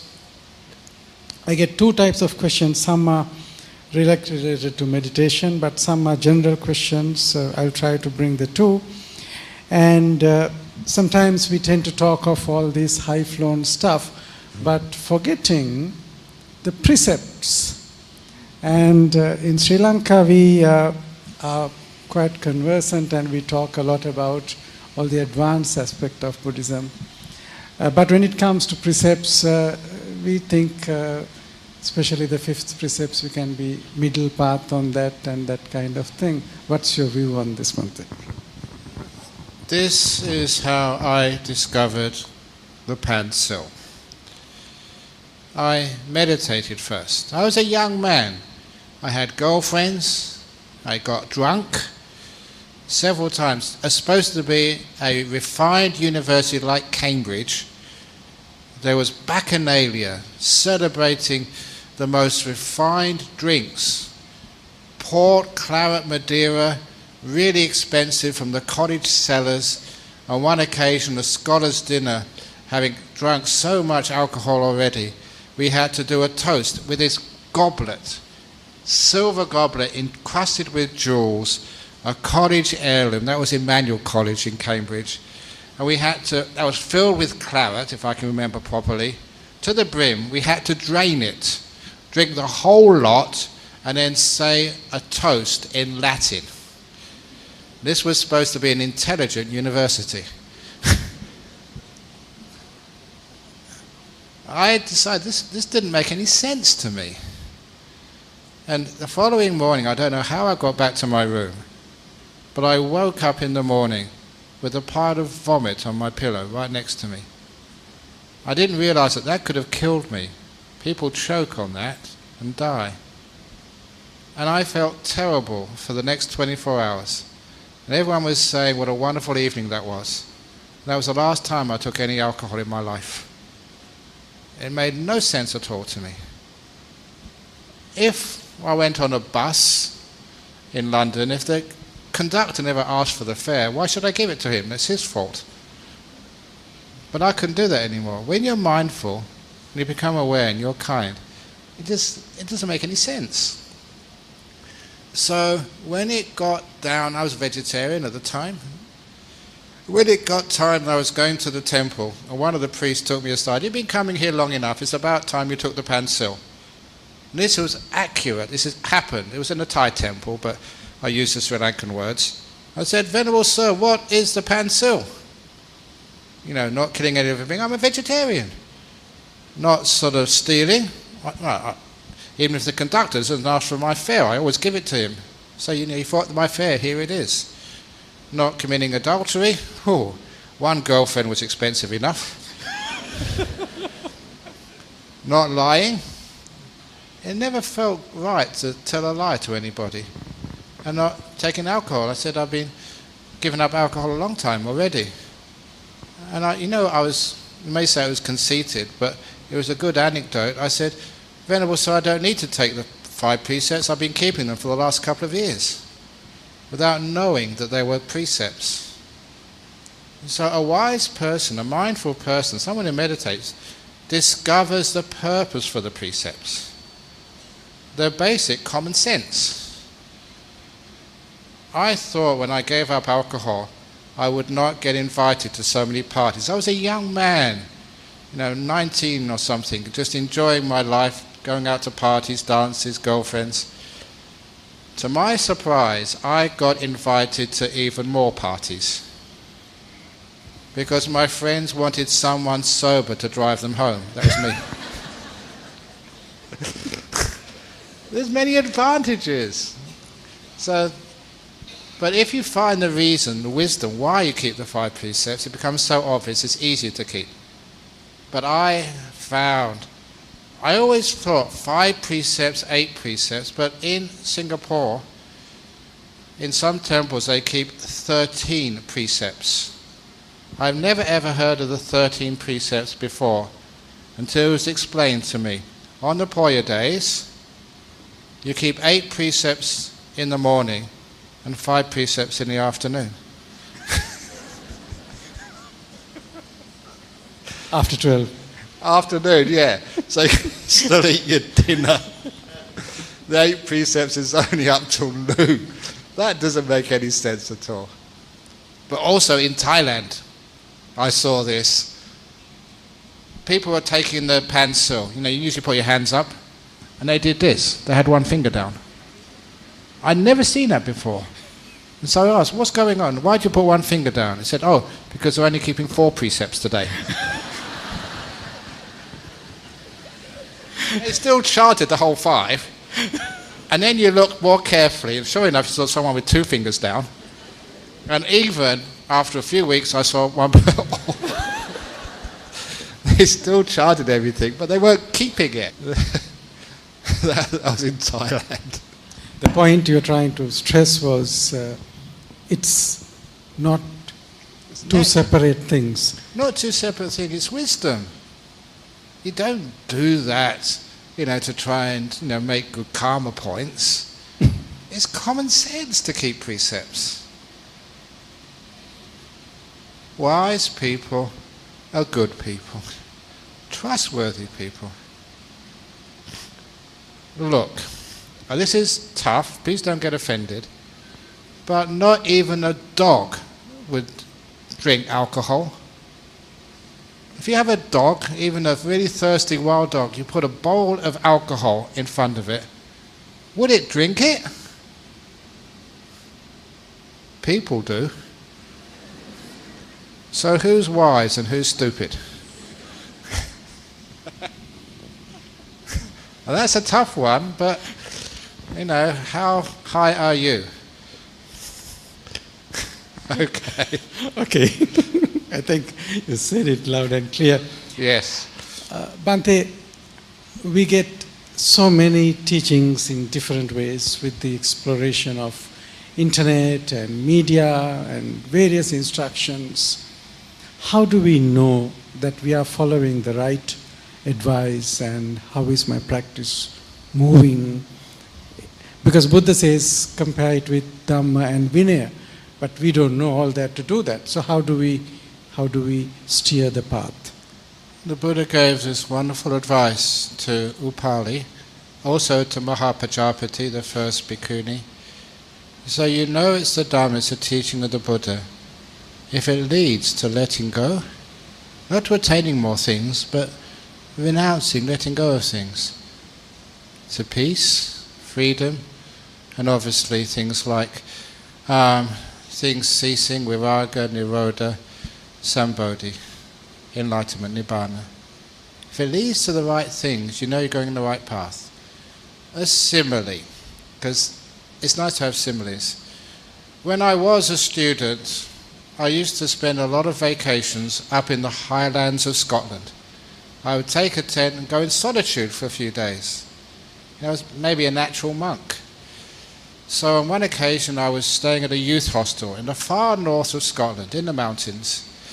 And the warden of the youth hostel said, "Beautiful day today, let's go for a walk up on top of the mountain." So we went together, about 3 or 4 hours. We got to the top, again a wonderful sunny day in Scotland. There was another mountain, let's go into the top of that mountain as well. And the warden said, "No, you go by yourself." He was a local man, he should not have allowed me to go by myself.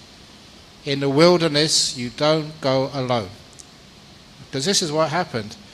As I got to the summit of the second mountain, the clouds came in from the ocean, the Atlantic Ocean. And they came in so fast. It was a clear sunny day 1 minute. 10 minutes later, the clouds had come down, and I was enveloped in the mist. I couldn't even see the hand in front of me. I thought I had a sense of direction, so I turned around and decided to walk down the mountain again. And I came literally within one step, that distance, there was a vertical cliff. If I hadn't been mindful, I wouldn't be here. That really scared me. This was dangerous. I could not see where I was going. I was lost, with no sense of direction. So I stood and thought, considered a solution to the problem. Basic science. Find a stream, even a little brook, because water always flows downhill. So I found a little brook, followed it, another little rivulet came into it, got bigger and bigger, and I followed it down and down. Whichever way it meandered, I'd follow it religiously, until it got so low down I was underneath the mist and I could see my directions. And that's how I got back a long time later to the youth hostel.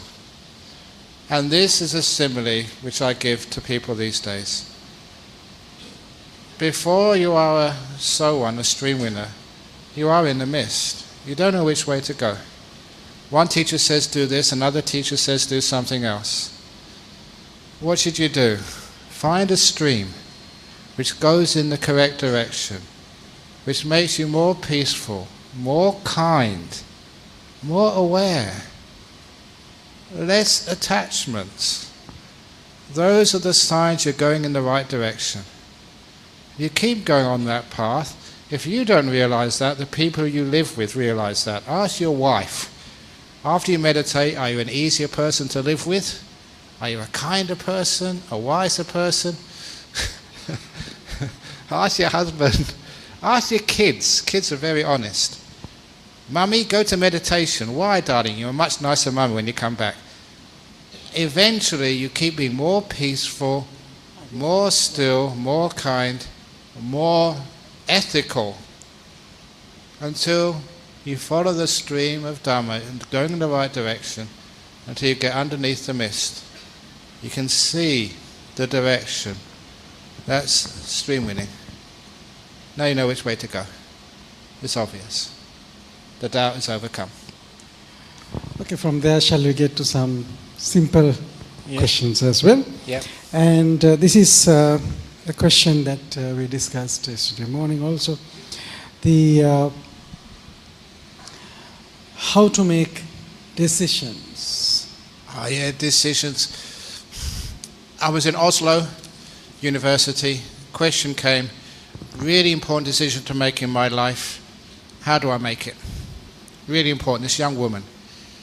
I shouldn't have done this because I said, well, let's make it more concrete. Suppose you were considering marrying the boy sitting next to you. And this poor woman, she put her hands in front of her head. She went beetle red, because that's exactly the decision she was contemplating. I shouldn't have done that. So I said, so easy. So you've got your boy next to you. Not sure, it's a big decision in life. You're going to marry him or you're not going to marry him, accept the proposal or not. So simple. Get out a coin. Heads, I marry him. Tails, I don't.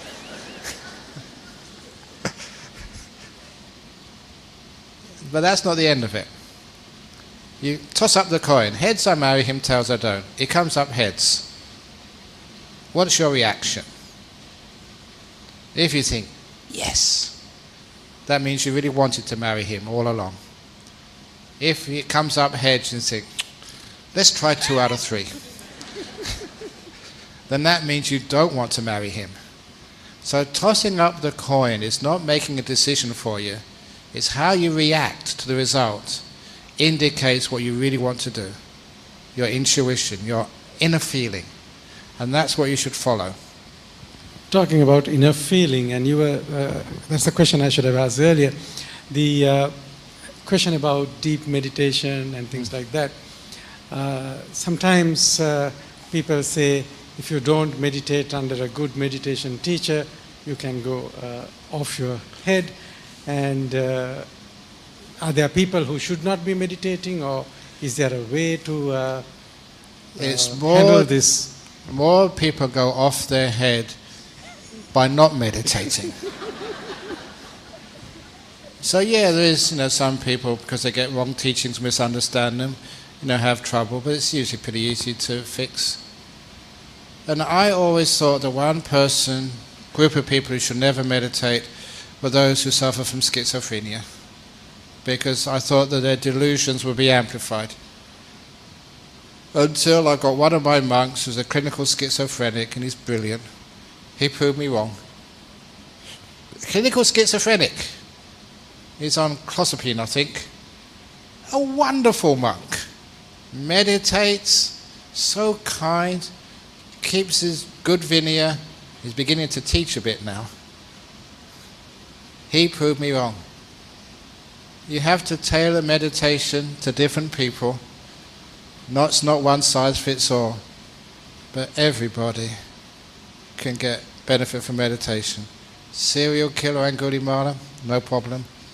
Chula Pandaka, just intellectually a bit disabled, no problem.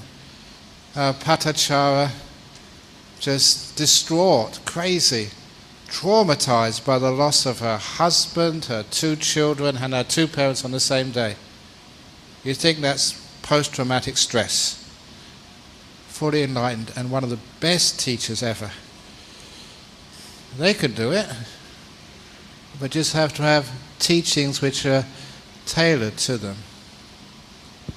Talking about different people reaching enlightenment, and there was a question on email saying, should somebody be a Buddhist to meditate, and should be a Buddhist to reach enlightenment? Should you be a scientist to do experiments? If you do experiments, you are a scientist. So that's what a scientist is. People who live in a lab and experiment. What's a Buddhist? People who keep 5 precepts and practice the Eightfold Path and meditate. So whether you say you're a Buddhist or not, you are. So get used to it. If it walks like a duck and quacks like a duck, it's a duck.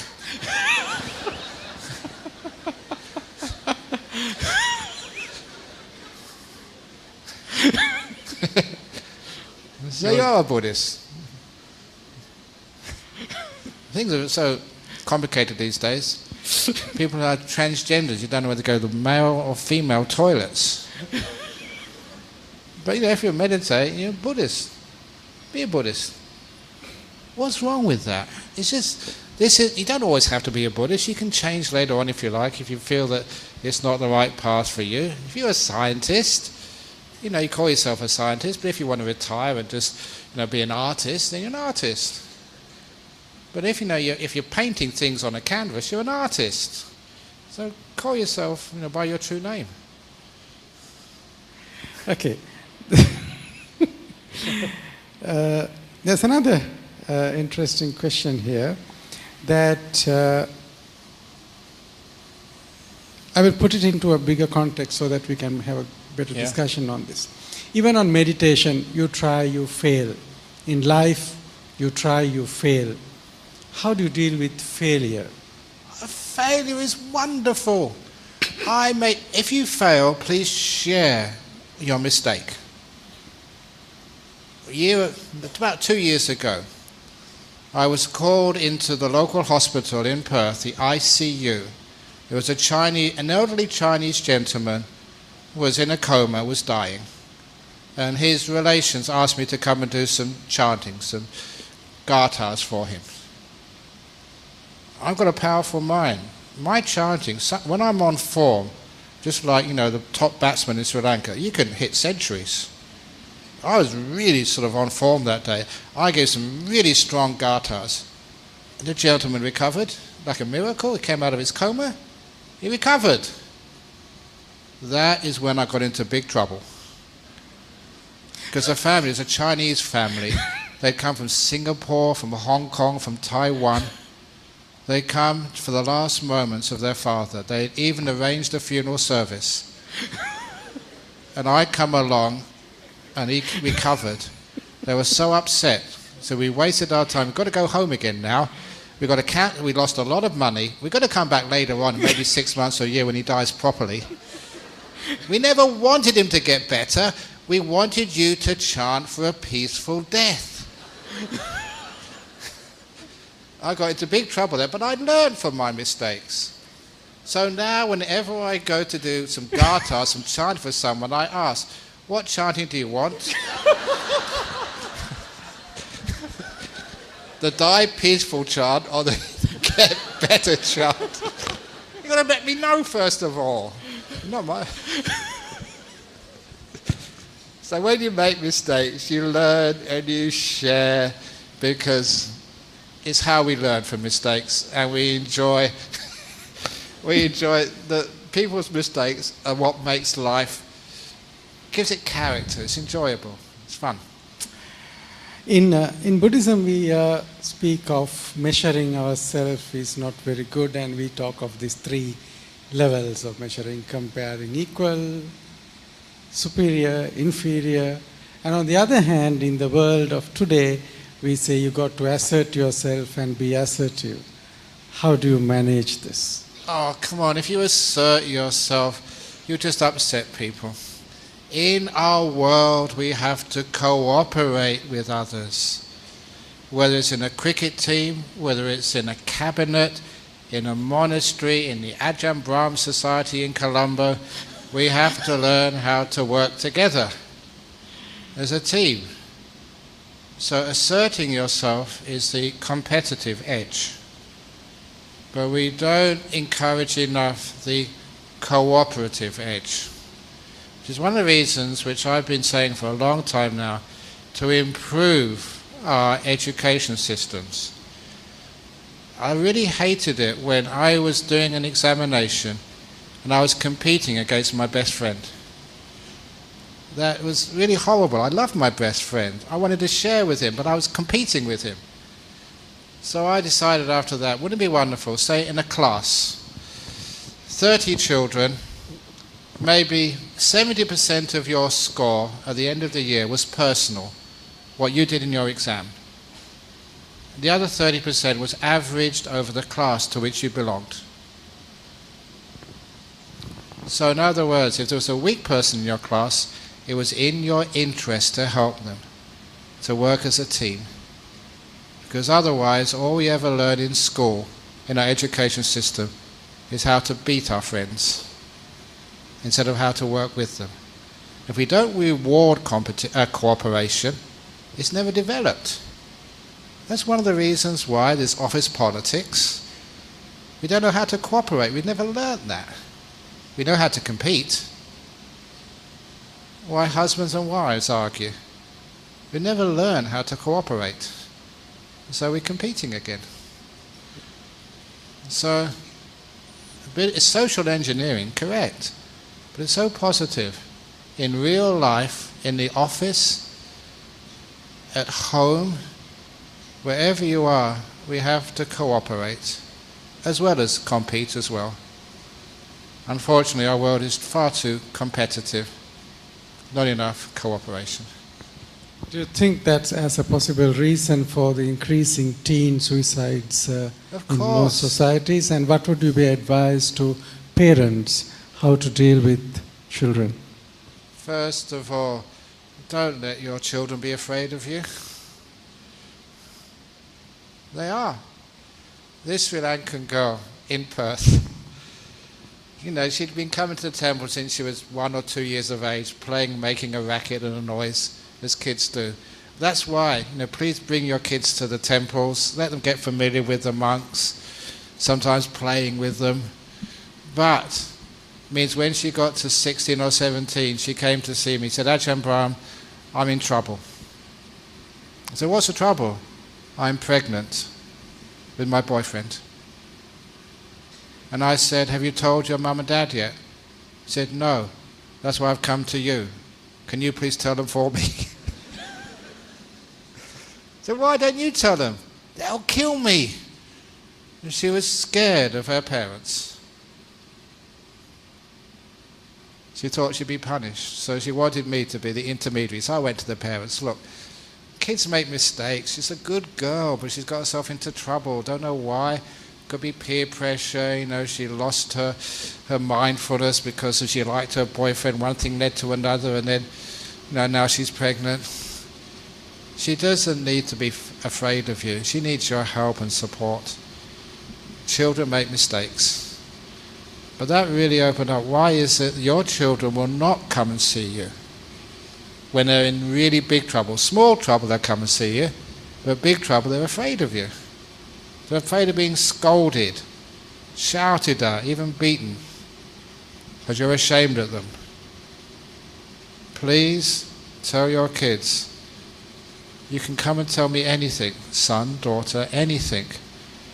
I may be disappointed, but I'm here to help you. That's my job as a mum, as a dad, to look after you when you're in difficulty. Yeah, you want to discipline them, tell them what's right from what's wrong, but sometimes we go too far, which means our children hide things from us. And when they really need to tell you something, they're scared.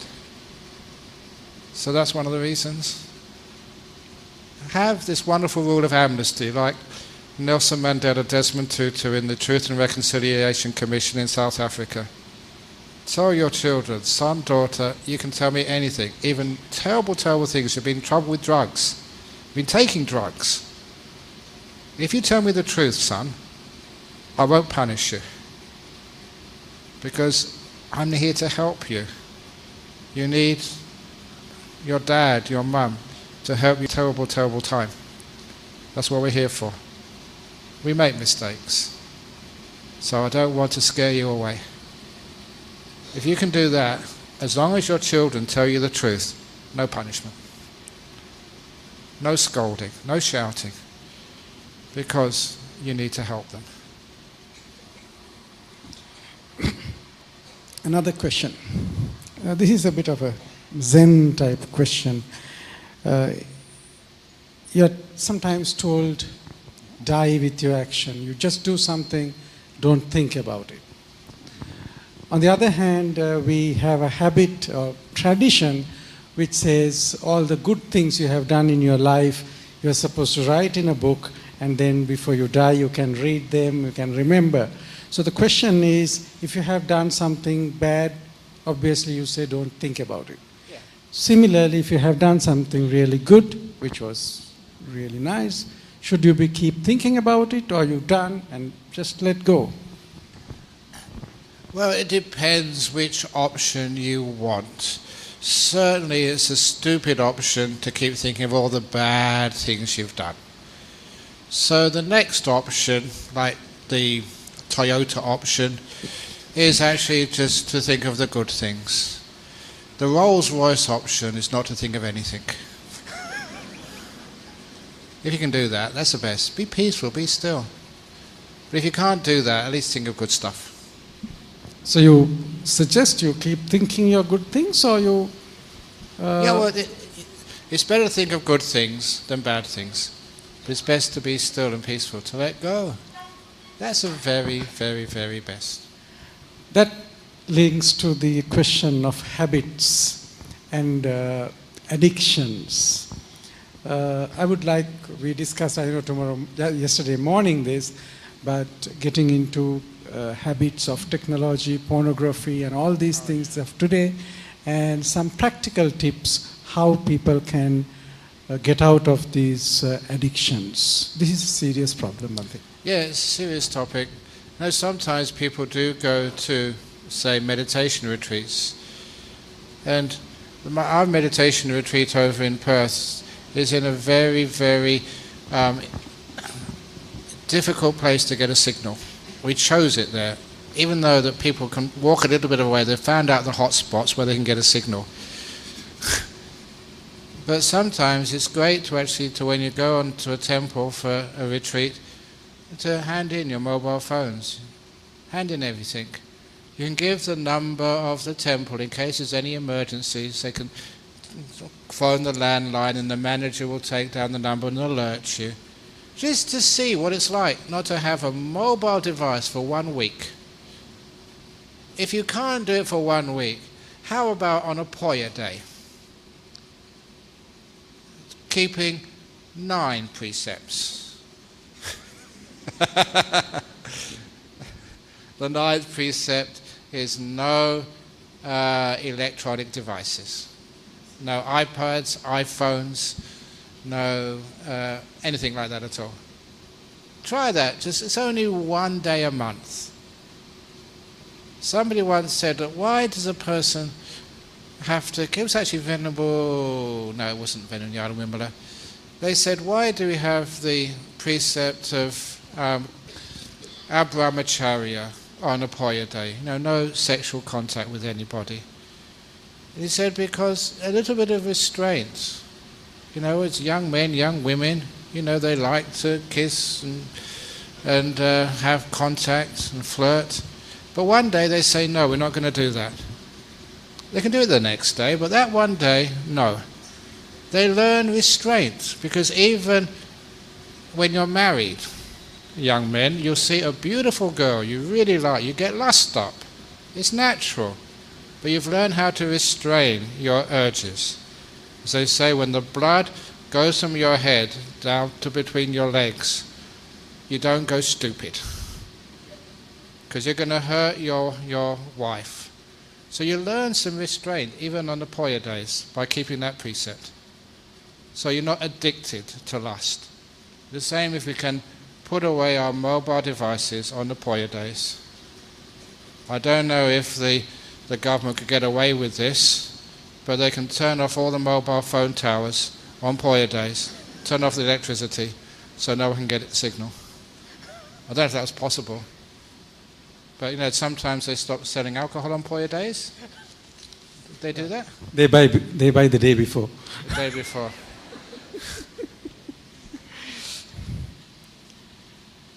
Okay. These are same old questions of whether a female can be enlightened and... Yes, there were many females who were enlightened. Today, my delegation from Australia, I was supposed to be going as part of the 7th World Buddhist Summit. Also, it was yesterday to Anuradhapura to worship the Mahabodhi tree. And it was a Sri Lankan gentleman a few days ago. He said that he took his daughter, who's a Sri Lankan born, but she was from Australia, took her to worship the Mahabodhi tree. Because he was a monk, a male, he could actually go up to worship at the Mahabodhi tree. She wanted to go with him, so no, you can't go up, you're a female. Said, what's going on? It was a female who brought the Mahabodhi tree to Sri Lanka. So why can't we go up as well? There's a disconnect there, isn't there? One last question, which came on email. What is Vibhavatanha? Bhavatanha sometimes is explained as wanting to become. Yeah, this is, first of all, Bhavadana is the craving to be. I've seen this many times when people are really sick, they're ill, and they should be dead.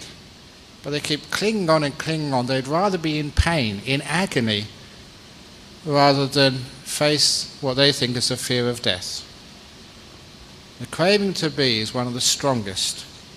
Other people feel that they've had enough, they want to die, suicidal tendencies, annihilation tendencies, but that is still will, still doing, it's still craving. You cannot stop samsara because you decide you want to. Many people say, right, this is my last life, I've had enough of samsara, I'm not going to get reborn again. Bad luck, you're going to get reborn again with attitude like that. So, Vibhavatanha, craving to end craving, wanting to end wanting, war to find peace. It never happens. So instead, similarly, the Buddha said it's like a dog chasing its own tail, never catch it.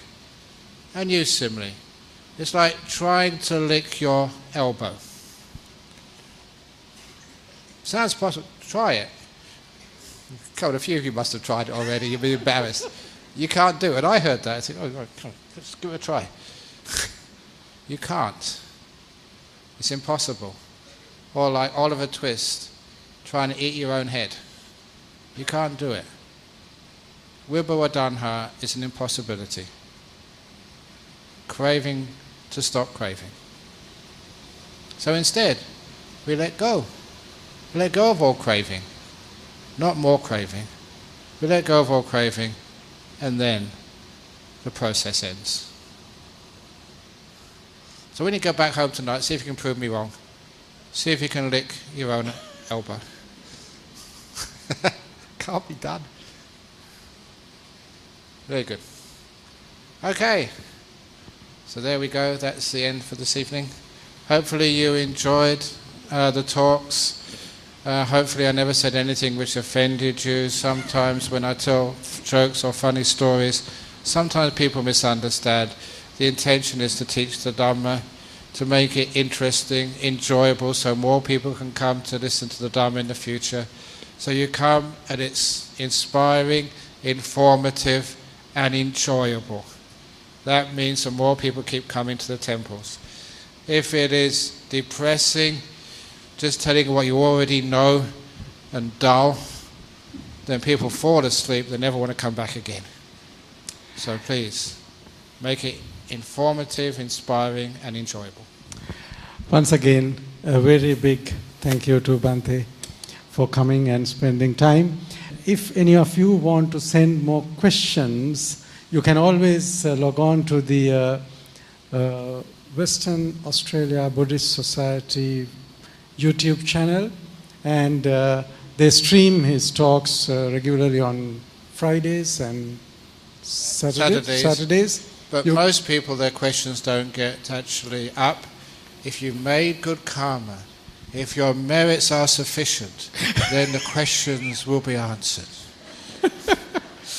Okay, on that happy note, once again, we conclude this program, and shall we once chant Supatipanno so that Bhante can move from here.